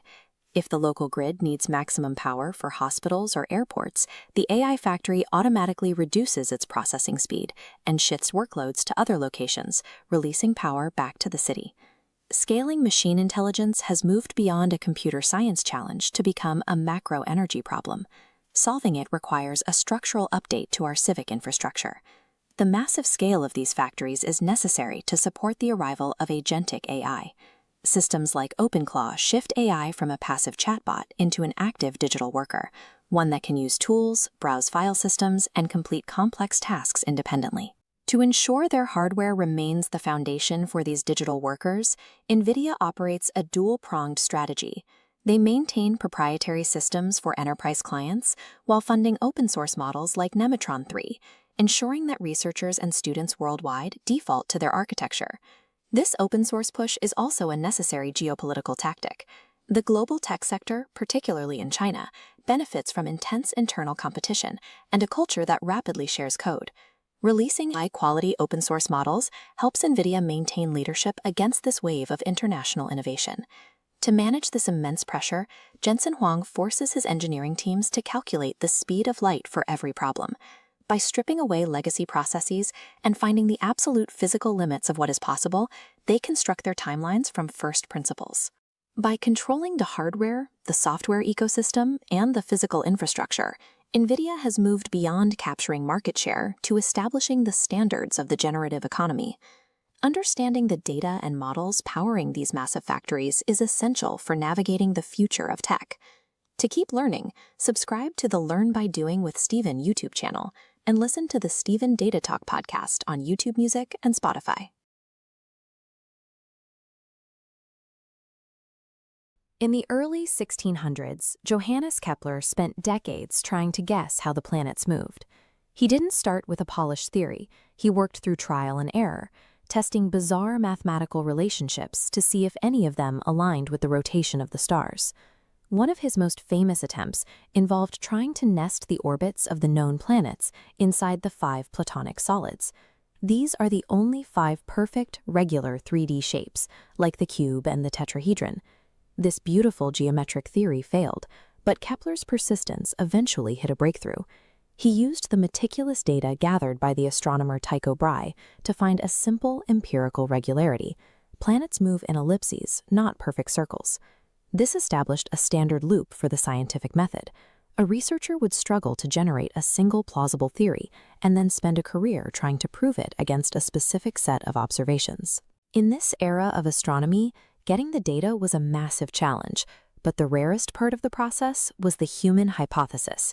For centuries, progress was stuck at this specific point, waiting for a single human mind to imagine new rules to explain the world. Today, that dynamic is shifting. Artificial intelligence functions like Kepler on extreme fast-forward, identifying patterns so quickly that the cost of generating a new scientific theory has dropped towards zero. The classic logic of science is moving in reverse. Instead of a lone researcher seeking data to prove their one idea, algorithms now scan massive datasets and instantly produce thousands of potential hypotheses. This abundance is overwhelming the systems we use to verify the truth. Scientific journals are reporting a flood of AI-generated submissions, creating a backlog that human peer reviewers cannot possibly manage. When an AI can generate 1 billion theories in a single afternoon, the hard part is no longer having the idea. The completely new bottleneck of modern science is filtering the actual truth out of an endless ocean of machine-generated noise. Terence Tao is widely considered the top living mathematician. He's been tracking how these tools are already transforming the frontier of research. He observed that in a matter of months, AI managed to solve roughly 50 of the legendary Erdos problems. These are a set of notoriously difficult math puzzles proposed by the mathematician Paul Erdos that had remained unsolved for decades. These successes came from the machine's superhuman breadth. It scanned vast amounts of existing literature to find obscure pre-existing techniques and applied them to new data with perfect accuracy. A human mathematician might spend years mastering a few techniques to test on a problem. An AI can simultaneously test millions of known strategies at a scale human experts simply cannot match. By operating this way, AI can effectively map out an entire field and harvest the low-hanging fruit of a dozen different subjects all at once. However, after the initial sweep of the Erdos problems, the AI-driven progress suddenly hit a wall. The machines were stopped by the need for depth. Current AI models lack the ability to build cumulative intuition. A model can jump high to grab an immediate answer, but if it misses, it cannot hold on to a conceptual ledge and pull itself up to the next logical step. To verify whether an AI has found a real solution or just a hallucination, mathematicians are now using Lean. Lean is a strict formal coding language used to write out mathematical proofs so they can be verified by a computer. Lean forces an AI to break down a massive, chaotic proof into checkable steps. This allows human experts to see if the machine actually discovered a new concept, or if it just produced thousands of lines of uninsightful code. Overcoming this new bottleneck requires an ecosystem where machines generate at scale, while structured languages and human logic provide the validation. Even a verified mathematical proof needs to reach people to change the world. Science relies on communication to turn data into a shared understanding. Isaac Newton wrote his groundbreaking Principia in dense Latin. He was notoriously secretive, intentionally hiding his methods from his rivals and making his ideas difficult for others to adopt. Charles Darwin took the opposite approach. He wrote On the Origin of Species in plain English, synthesizing decades of observation into a narrative that convinced the public and the scientific community alike. If we move toward a purely AI-driven scientific process, we risk losing the serendipity of human research, the accidental discoveries and casual hallway conversations that spark original leaps of insight. No matter how fast an AI can solve an equation, it cannot replace the uniquely human ability to look at a new truth and persuade society to move toward it. We are moving toward a future where human intelligence is no longer the sole source of insight. We are transitioning from a world centered on our own cognitive limits to one where we are part of a larger, more diverse ecosystem of logic. The scientist of the future won't be a human calculator, but a conductor, guiding a hybrid system of different intelligences toward a single goal. AI will be used to broadly map the unknown and identify the hardest cliffs, while humans use depth, intuition, and storytelling to actually reach the peaks. Future breakthroughs will rely on combining artificial breadth with human depth, using machines to map the unknown while we provide the intuition to navigate it. To stay ahead of the curve in data, math, and logic, check out the Learn by Doing with Stephen YouTube channel. And for more deep dives into the future of research, listen to the Stephen Data Talk podcast on YouTube Music and Spotify. All the links are in the description. Scaling reinforcement learning is the primary mechanism for developing complex reasoning pathways in modern large language models today. This chart shows the latency breakdown of a standard RL training pipeline. The rollout phase, where the model generates its reasoning trajectories, dominates the timeline, consuming up to 70% of the total compute cycle. This delay is a requirement of algorithms like PPO and Reinforce++. Because these methods are strictly on policy, they require synchronous updates to function correctly. The model cannot update its policy gradients until every individual response in a batch has finished generating. However, autoregressive generation produces highly variable output lengths. In a single batch, one response might require 300 tokens, while another stretches to 16,000. When these factors collide, the hardware sits idle. The GPUs must wait for the single longest sequence in a batch to finish before they can move to the next step, creating this massive red block of empty space called a compute bubble. On enterprise clusters, this waste is quantifiable. Standard RL setups often operate with a 74% bubble ratio, leaving 3/4 of the hardware's potential performance unutilized. These synchronization deadlocks and routing inefficiencies create a hard ceiling for model scaling, limiting the reasoning capabilities we can achieve with current hardware. For standard inference, the industry typically solves GPU idle time through a technique called continuous batching. Continuous batching maintains hardware saturation by injecting new prompts into the queue the moment a previous response is completed. However, this optimization fails in reinforcement learning environments because the model weights are constantly changing. Policy updates alter the model during the rollout. If we use continuous batching, the older data in the queue becomes off policy by the time it is processed, which corrupts the trained data. This chart shows the PPO objective equation. It relies on an important sampling ratio to compare new and old policies. When off-policy data enters the gradient calculation, this ratio breaks, leading to unstable training. Sorted RL was developed as a co-designed infrastructure to address this deadlock without compromising the underlying mathematics. The sorted RL architecture introduces two specific components, a length-aware controller for routing and a stateful rollout buffer to manage the data flow before it reaches the trainer. Eliminating the compute bubble requires a system that can surgically control when generations are interrupted while maintaining strict mathematical consistency.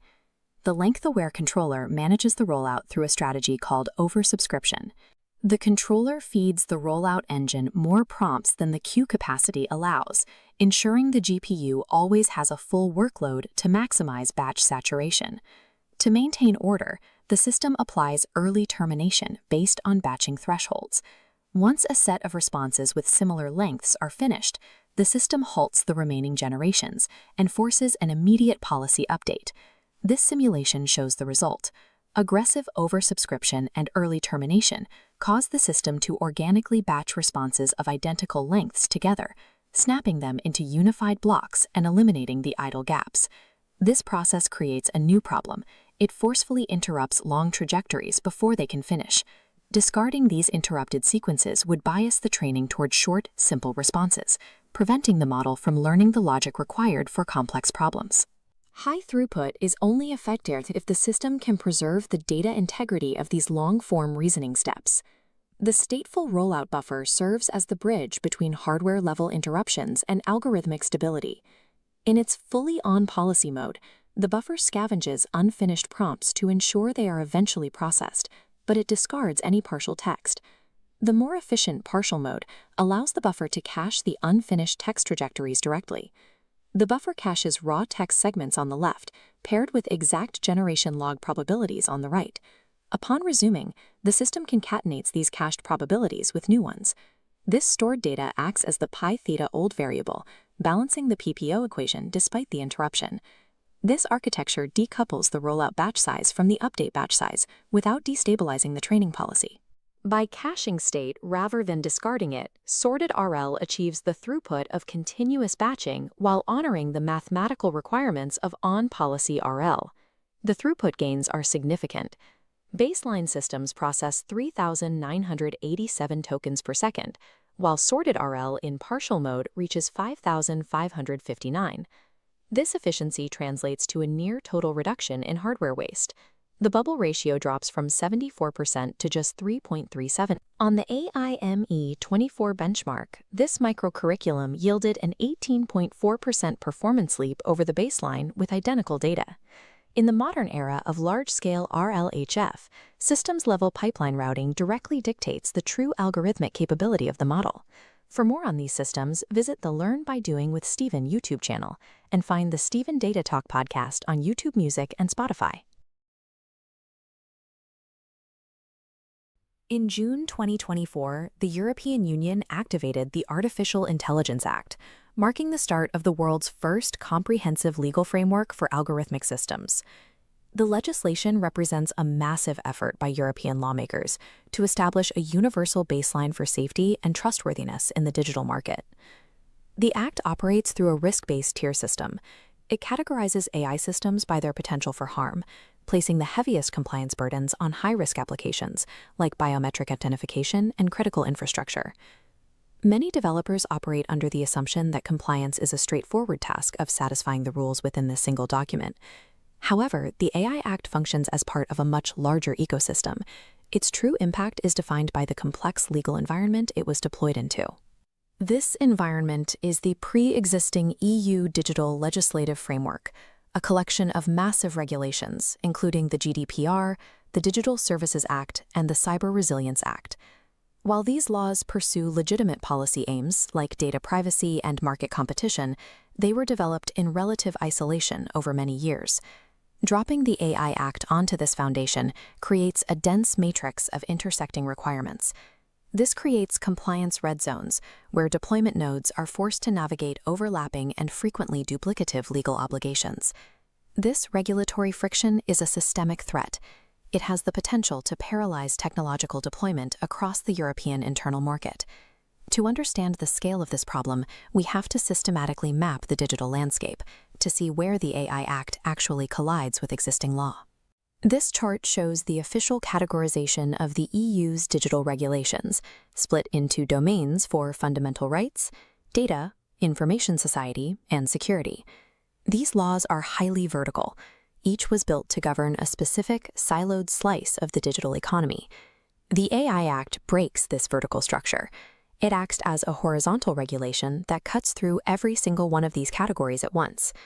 When an AI system processes user data for a web platform, It simultaneously triggers requirements from at least 3 of these different vertical silos.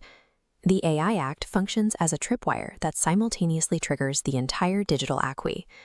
The most significant friction point is the collision between the AI Act and data protection laws. The AI Act mandates that deployers of high-risk systems conduct a Fundamental Rights Impact Assessment, or FRIA. Simultaneously, the GDPR requires a Data Protection Impact Assessment, or DPIA, for the processing of personal data. These requirements force companies to execute entirely duplicative procedural workflows for the exact same AI model, often requiring the same documentation under 2 different regulatory names. This overlap creates a legal ambiguity regarding fundamental rights of access and erasure. Complying with the GDPR erasure request is technically near impossible once personal data has been dissolved into the mathematical weights of a complex neural network. This jurisdictional conflict forces engineering teams to solve legal paradoxes that neither regulation addresses on its own. The conflict extends into the information society sector, specifically involving the Digital Services Act. The AI Act regulates the generation of manipulated content, demanding transparency markers for synthetic media.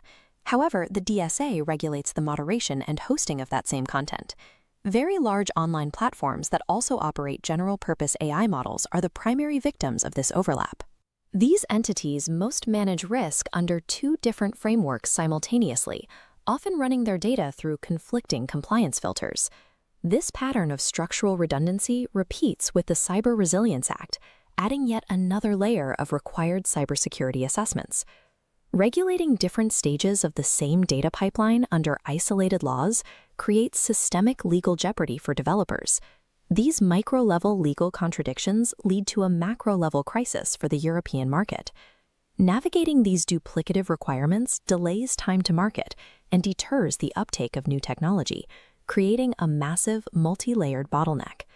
This burden disproportionately affects domestic startups and SMEs, while favoring multinational firms with the legal resources to absorb the compliance overhead. Enforcement adds another layer of complexity, as the EU relies on a network of dozens of national supervisory authorities.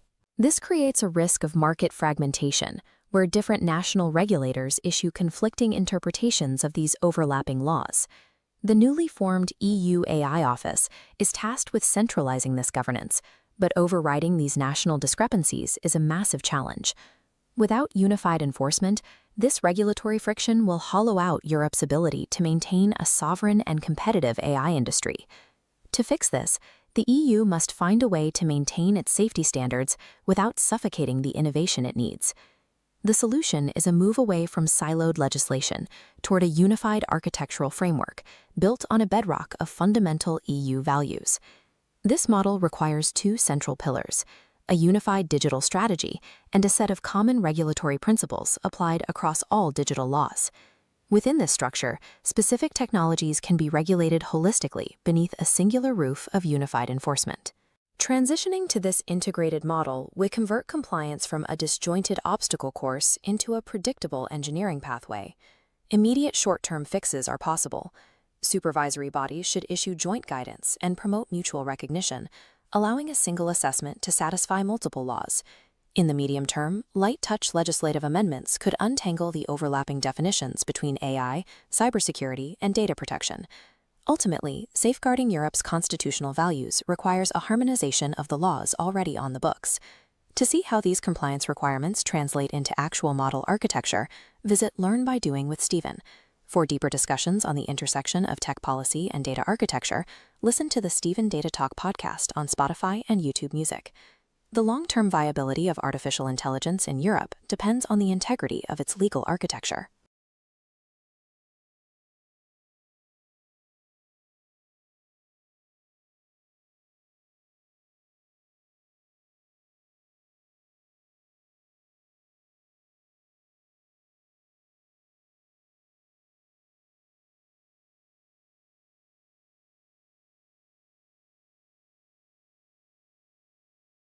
Let's start with a highly specific goal.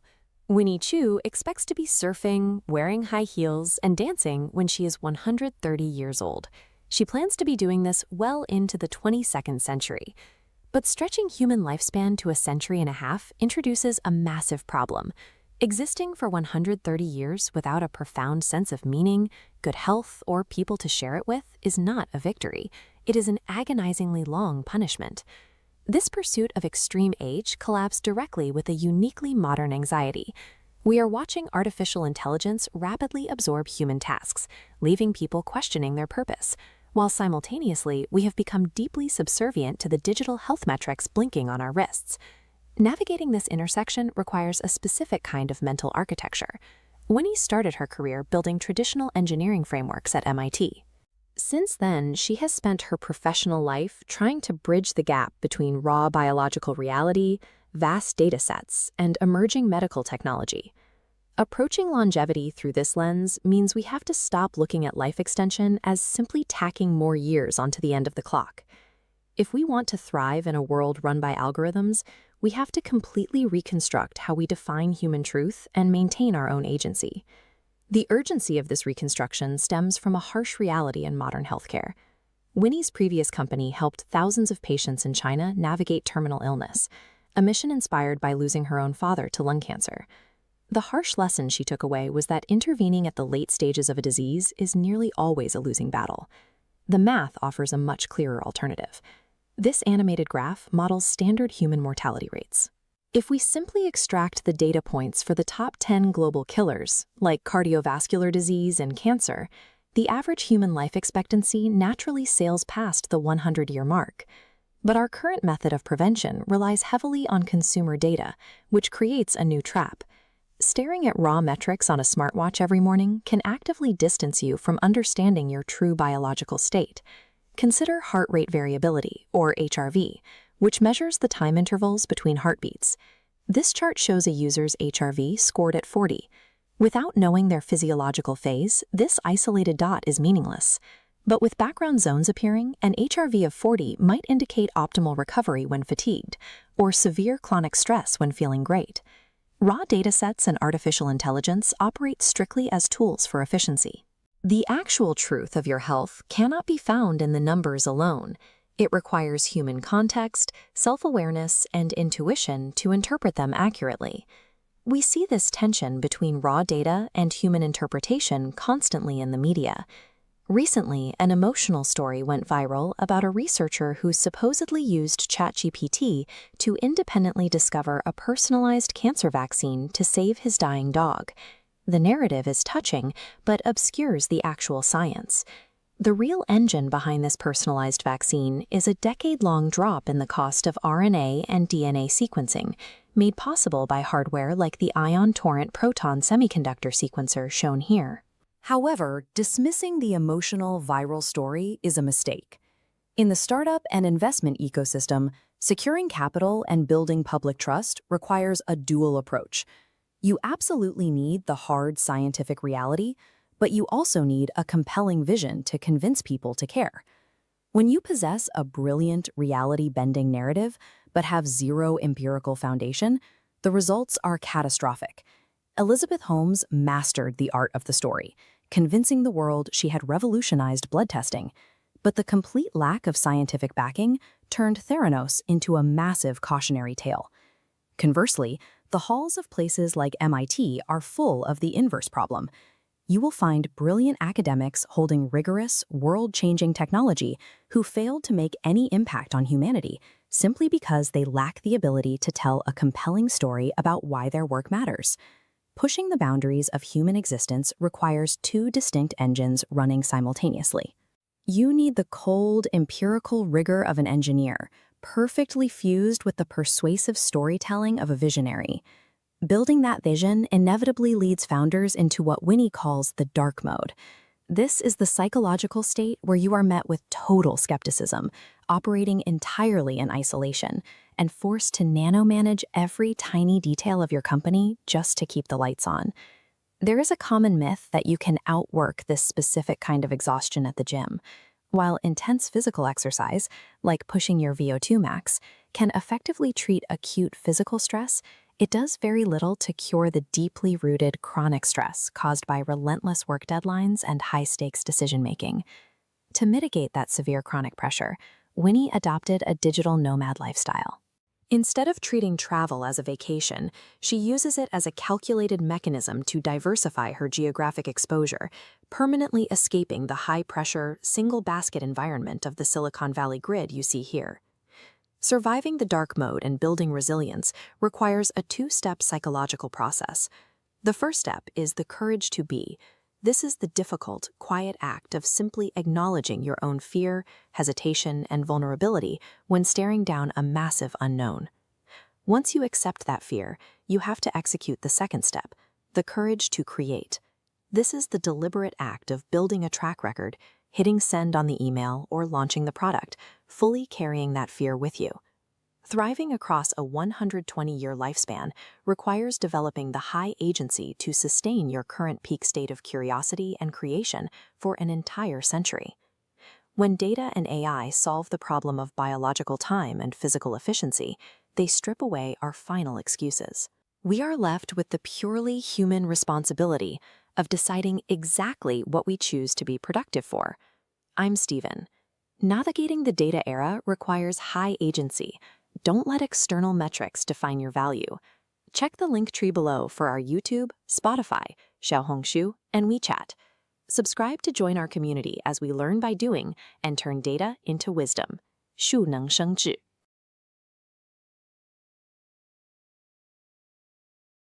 Traditional text extraction is no longer enough for modern data. If you still rely on basic character recognition, your AI agents are falling behind.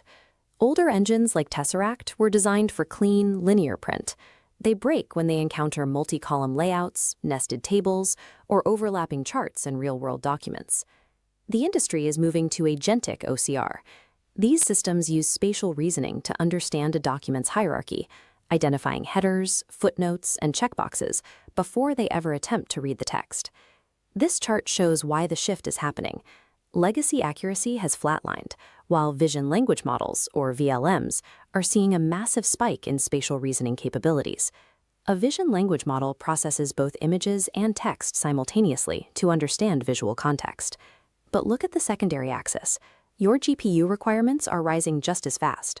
You are now forced into a choice: route your private data through expensive vendor APIs, or build the heavy infrastructure needed to host these massive models yourself. We are going to look past the benchmark marketing to map specific model architectures directly to your throughput and budget constraints. Choosing the wrong approach creates a severe risk. When a model fails to understand a layout, it begins to hallucinate. This corrupted data feeds directly into your RAG pipeline, causing your AI agents to fail. RAG, or Retrieval Augmented Generation, is a system that grounds an AI's answers in your specific, retrieved documents. The most accessible path is the vendor API route. Models like Gemini 2.5 Pro and GPT-4o are built to handle complex, mixed layout documents immediately. You provide an image, and you receive highly accurate, structured JSON outputs backed by the reasoning capabilities of a frontier model. That convenience carries a heavy financial penalty. Processing at volume with these APIs can cost up to $15 for every 1,000 pages. Relying on external APIs also introduces latency. For real-time applications, waiting on a third-party server to parse a dense PDF will visibly slow down your user experience. There is also the issue of security. For healthcare or finance sectors, sending private documents to an outside vendor can break enterprise data privacy regulations. The vendor API route is a luxury tax. It provides immediate speed for prototyping, but it quickly becomes a financial and security liability as you scale. The alternative is the open-source VLM route. Models like PaddleOCR VL and Qwen 2.5 VL are designed specifically for local GPU deployment. Moving this in-house creates a massive economic shift. You get complete data privacy, and the variable cost drops to roughly 9 cents per 1,000 pages, 167 times reduction compared to the APIs. This chart shows performance on OmniDocBench version 1.5. The red CanFan OCR bar reaches 93.1, outperforming standard pipeline models while keeping data on your servers. These models maintain performance across varied tasks. The top row shows high sustained scores for general text and multilingual datasets. The catch is the hardware. To achieve practical inference speeds, you must procure expensive, dedicated A100 GPUs. You also face significant engineering overhead. Deploying these models often requires precise prompt tuning to ensure they follow your formatting and don't hallucinate data. Open-source VLMs trade operational budget for engineering capital. For teams that can manage the hardware, it offers absolute control over the data and the profit margin. For teams processing at extreme scale, there is a high-throughput route. DeepSeek OCR is the primary example of a model built for massive volume. It works through token compression. Token compression is a method of reducing the visual data an AI must process to understand an image. While standard models require over 6,000 tokens to read a page, DeepSeek OCR uses only 100 visual tokens. This efficiency allows a single A100 GPU to process over 200,000 pages in a single day. At the opposite end of the spectrum is messy, unstructured data, like cursive handwriting and hand-marked forms. General OCR tools struggle here, often returning a word error rate of up to 95%. Word error rate is a standard metric that counts the percentage of missing, extra, or incorrect words in a transcription. For these documents, you need specialist tools, like handwriting OCR, which reaches a 0.9% error rate, or massive frontier models like GPT-5. High throughput and messy handwriting are the outer edges of OCR. One requires extreme efficiency, the other requires extreme reasoning. A middle-of-the-road tool fails at both. This chart provides a decision framework for 2026. On the horizontal axis, we plot implementation effort and compute requirements. On the vertical axis, we plot document complexity. Consider the app developer. You have low processing volume, but highly complex documents. For this profile, paying the API cost is the right move. It saves months of infrastructure time and guarantees the reasoning capability needed for messy inputs. Now consider the enterprise architect. You are processing millions of private structured PDFs every month. In this case, capturing the 167 times economic shift of self-hosted GPUs is mandatory. For edge cases, your choices isolate further. If you need pure speed, run DeepSeek OCR. If you need pure accuracy on handwriting, move to the top of the complexity axis with GPT-5 or handwriting OCR. There is no longer a single best model for every task. To succeed in 2026, you must match your specific document constraints to the right architectural workflow. We are moving past basic chatbots. Today, AI assistants are autonomous agents built to take real-world actions, like managing finances or reading private emails. But giving an AI the power to act introduces a serious vulnerability. When an agent processes external data, it struggles to tell the difference between information to read and the instructions it is supposed to follow. This is the code-data mix-up. Hackers exploit this confusion through a technique called prompt conjunction. They hide malicious text inside normal data, like a web page or email. When the AI reads that data, it accidentally executes the hidden text as an authorized command. The danger lies in their design. They are highly efficient and obedient. If they see a command, they follow it blindly. They lack the inherent skepticism required to pause and ask if a hidden instruction is a trap. By pushing for completely autonomous assistance, the tech industry created a massive security hole. It gives bad actors a direct path into our personal lives and digital wallets. To see how this plays out, let's say you ask your AI assistant to book a Paris trip for under $2,000 using your default card. The agent starts by checking for flights. It connects to an external, third-party travel service to find the best route. But there is a problem. That external flight search tool is compromised.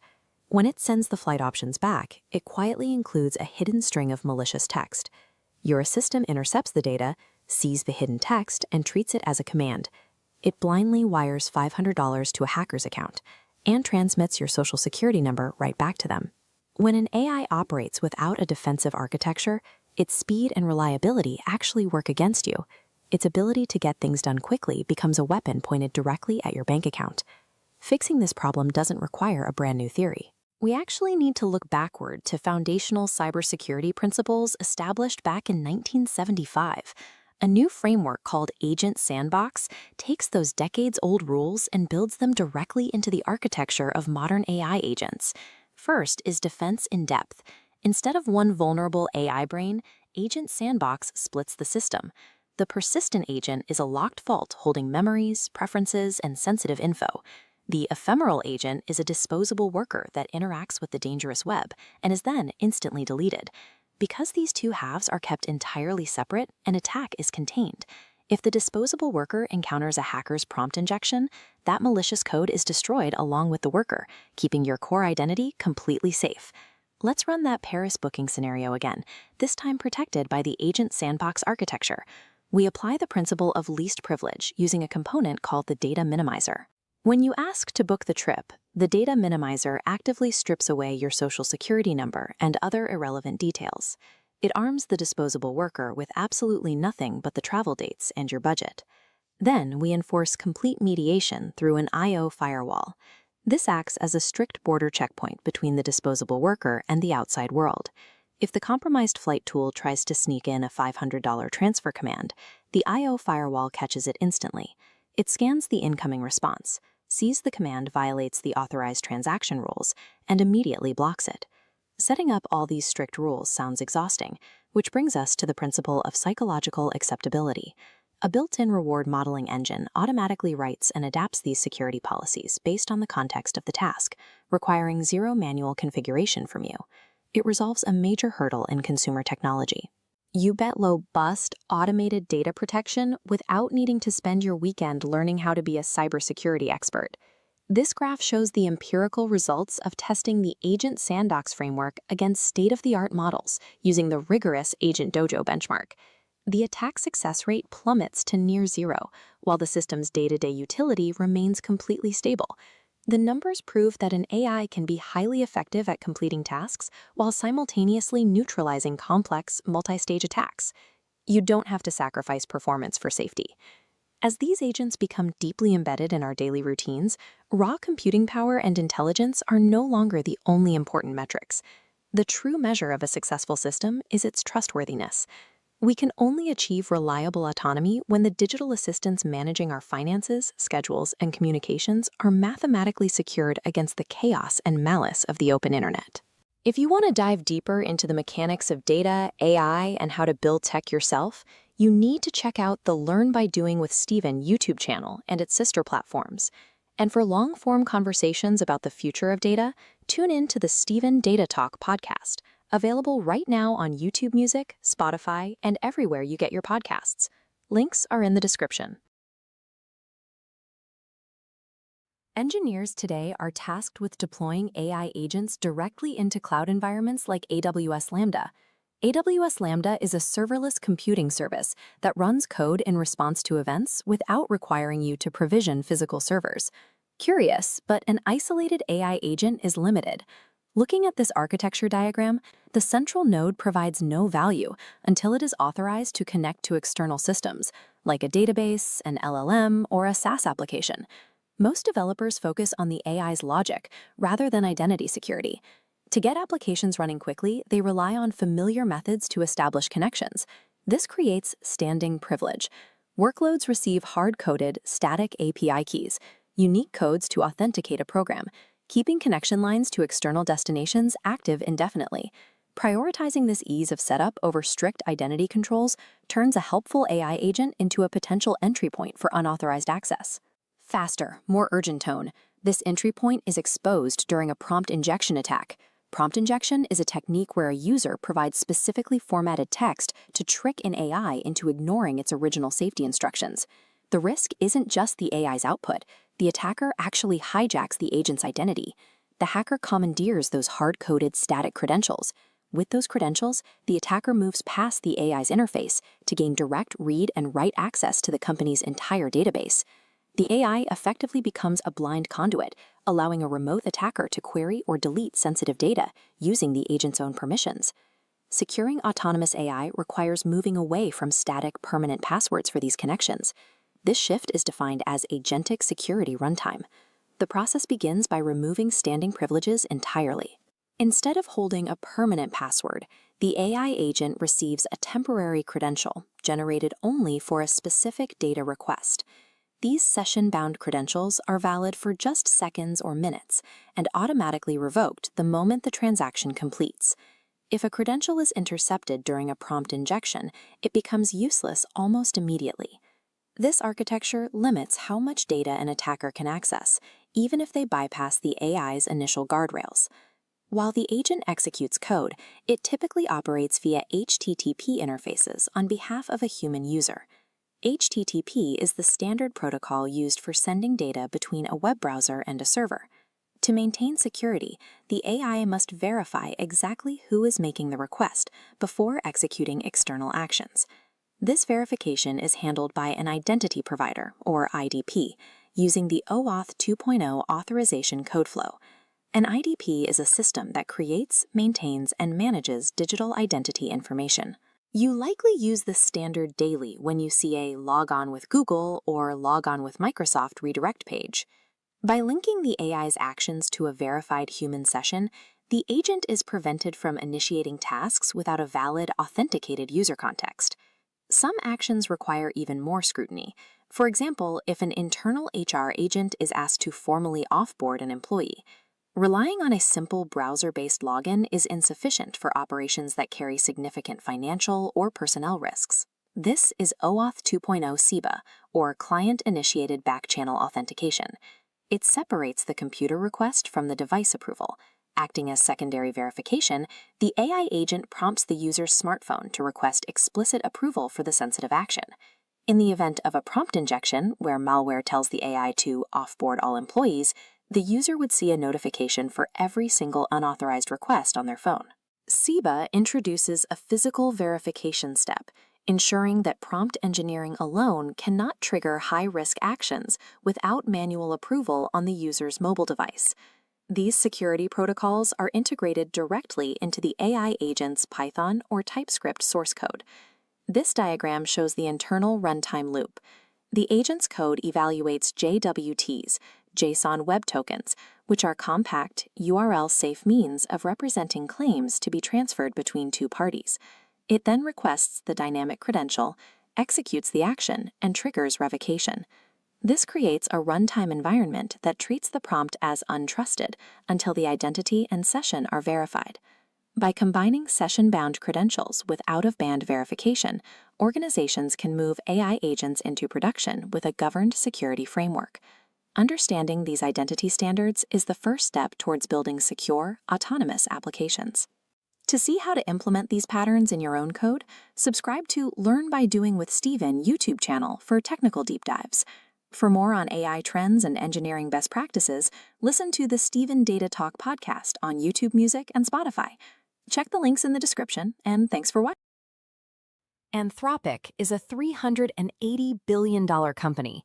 They built their entire brand on a strict adherence to AI safety. But last month, they accidentally leaked the internal blueprint to their most advanced software engineering tool. The leak occurred when a configuration file failed to exclude a source map, a file that provides a direct path from the compressed production bundle back into readable TypeScript. This was a simple human configuration error, yet it is the second time in 13 months it has happened, exposing 512,000 lines of unobfuscated code. These files reveal a massive 30,000 token system architecture, providing a highly detailed window into how the next generation of software engineering is being constructed. Buried in the code are references to Anthropic's upcoming models. The files contain hard-coded codenames like Capybara, Mythos, Opus 4.7, and Sonnet 4.8. There's also an unreleased feature called Buddy. It is a Tamagotchi-style virtual AI pet designed to live right inside the developer's command terminal. These pets roll with randomized RPG-style stats. If you hatch one, you might get a companion with high levels of chaos or snark. These playful, gamified features act as a layer of polish, but they hide a radically powerful engineering architecture operating beneath the surface. Claude Code doesn't wait for human prompts to initiate every action. It marks a shift away from the passive chatbot model. The code reveals an unreleased background daemon called Kairos. It is an always-on assistant that watches a developer's workflow and runs tasks independently. At night, Kairos enters a dreaming state. It uses that downtime to independently scan its logs and consolidate its memory without any human input. This diagram illustrates the ultraplan and coordinator mode protocols. For heavy workloads, a central Claude instance delegates the subtasks out to a swarm of parallel worker agents. Anthropic is quietly shifting their product line, moving from a passive assistant toward a background architecture of coordinated agent nodes. To make that coordination function, Anthropic uses a dense system prompt. They dedicate up to 17,000 tokens just to define internal commands, giving the AI highly specific manuals for tools like Bash and grep. This diagram illustrates the core economic problem of caching. The system prompt is computed once and shared globally, but if a developer adds custom project instructions, that global cache breaks, costing millions in wasted compute. Anthropic's solution, seen here, is to dynamically inject user files as separately cached reminders using system reminder XML tags. This keeps the core system prompt frozen and intact. Scaling a production-grade AI tool depends as much on the economics of the prompt cache as it does on the instructions themselves. The codebase also reveals specific stealth mechanisms. Anthropic built a mandatory undercover mode exclusively for their own employees. When an Anthropic engineer contributes to an open-source repository, undercover mode automatically strips out co-authored by metadata. It hides the use of AI to avoid blowing their cover, and employees have no way to disable it. While employees operate in secret, users are tracked. The code includes a regex scanner that monitors when a user swears at the AI, allowing Anthropic to log and measure human frustration in real time. This leaked infrastructure for corporate stealth and tracking stands in direct opposition to the public demands for transparency voiced by entities like the Pentagon. Despite the safety-first branding, the architecture has severe flaws. The code documents a compaction attack vector, where maliciously injected instructions can survive the AI's routine memory summarization process. Engineers also made the decision to run two completely different bash command parsers at the same time. The leaked notes reveal that this creates a security differential where the parsers disagree on how to read simple carriage returns. Automated data compression and command execution are inherently dangerous.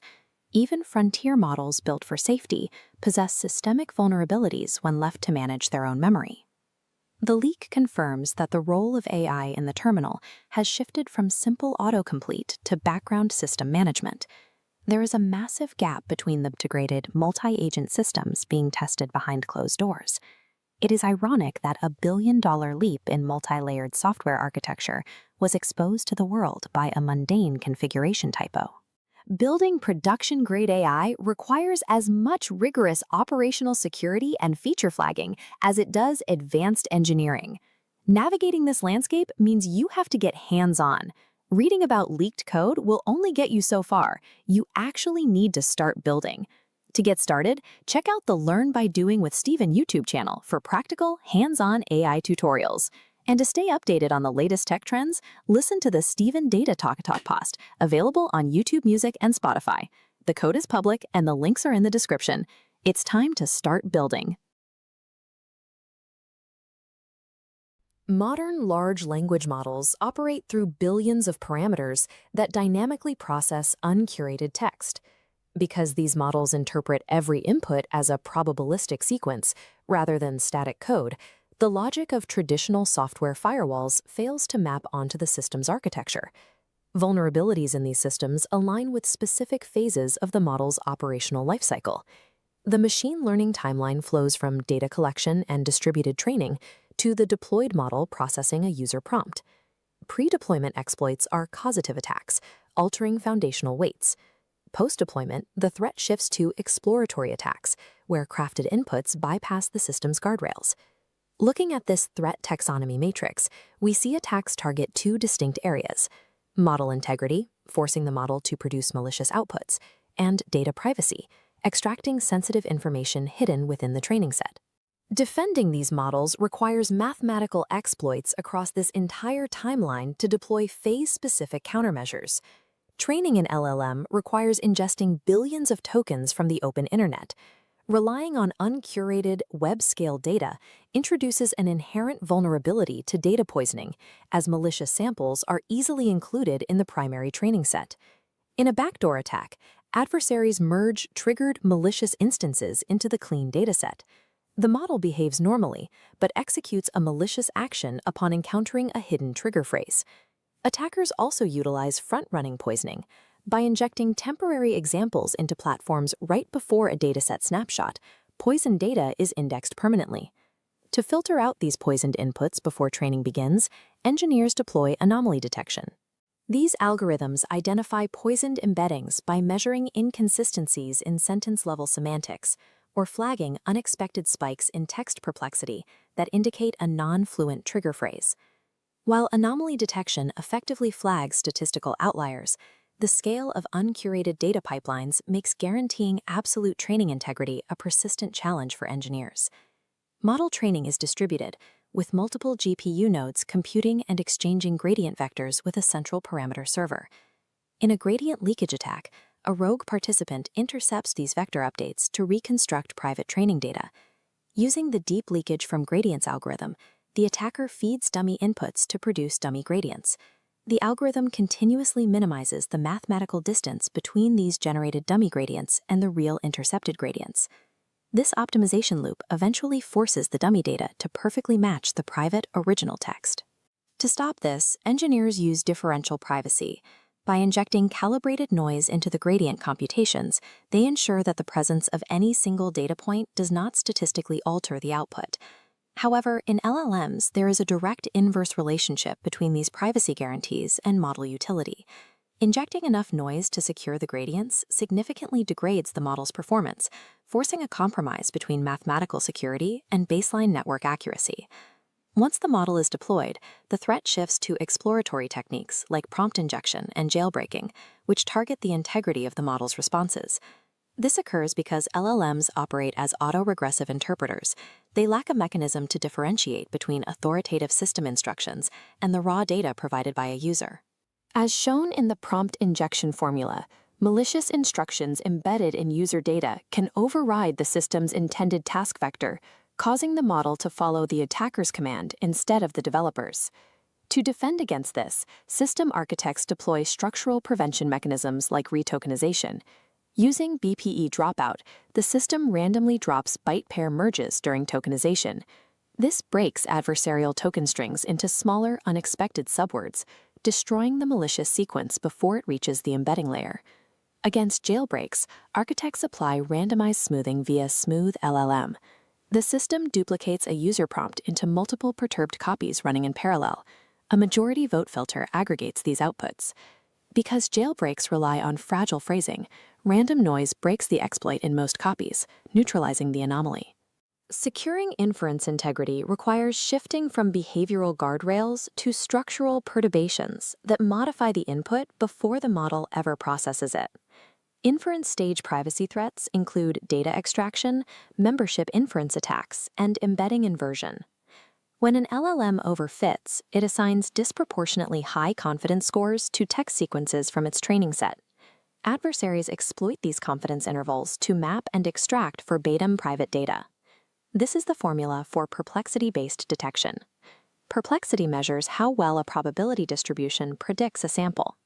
Machine-crafted adversarial prompts predictably spike across this perplexity threshold. By monitoring for these high-entropy signatures, the system can trigger an immediate block. However, adversaries can also target the vector space. In an embedding inversion attack, an attacker targets the front end of the model to reverse engineer numerical embeddings back into the original private text. Dimensional masking stops this by overwriting the first dimension of the embedding vector with a constant language identifier.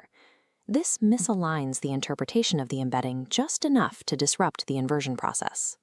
Protecting data privacy at inference requires combining this architectural obfuscation with continuous statistical monitoring. This matrix maps the efficacy of every primary defense against the known taxonomy of LLM attacks. High-efficacy interventions, such as pairing retokenization with jailbreaks and dimensional masking with embedding inversions, have proven the most successful. These solutions are effective because they structurally alter the model's ingestion pipeline, enforcing mathematical boundaries that behavioral guardrails often fail to maintain. However, certain vulnerabilities currently lack any proven countermeasures. Black box model inversion attacks, for instance, remain a significant unmitigated threat.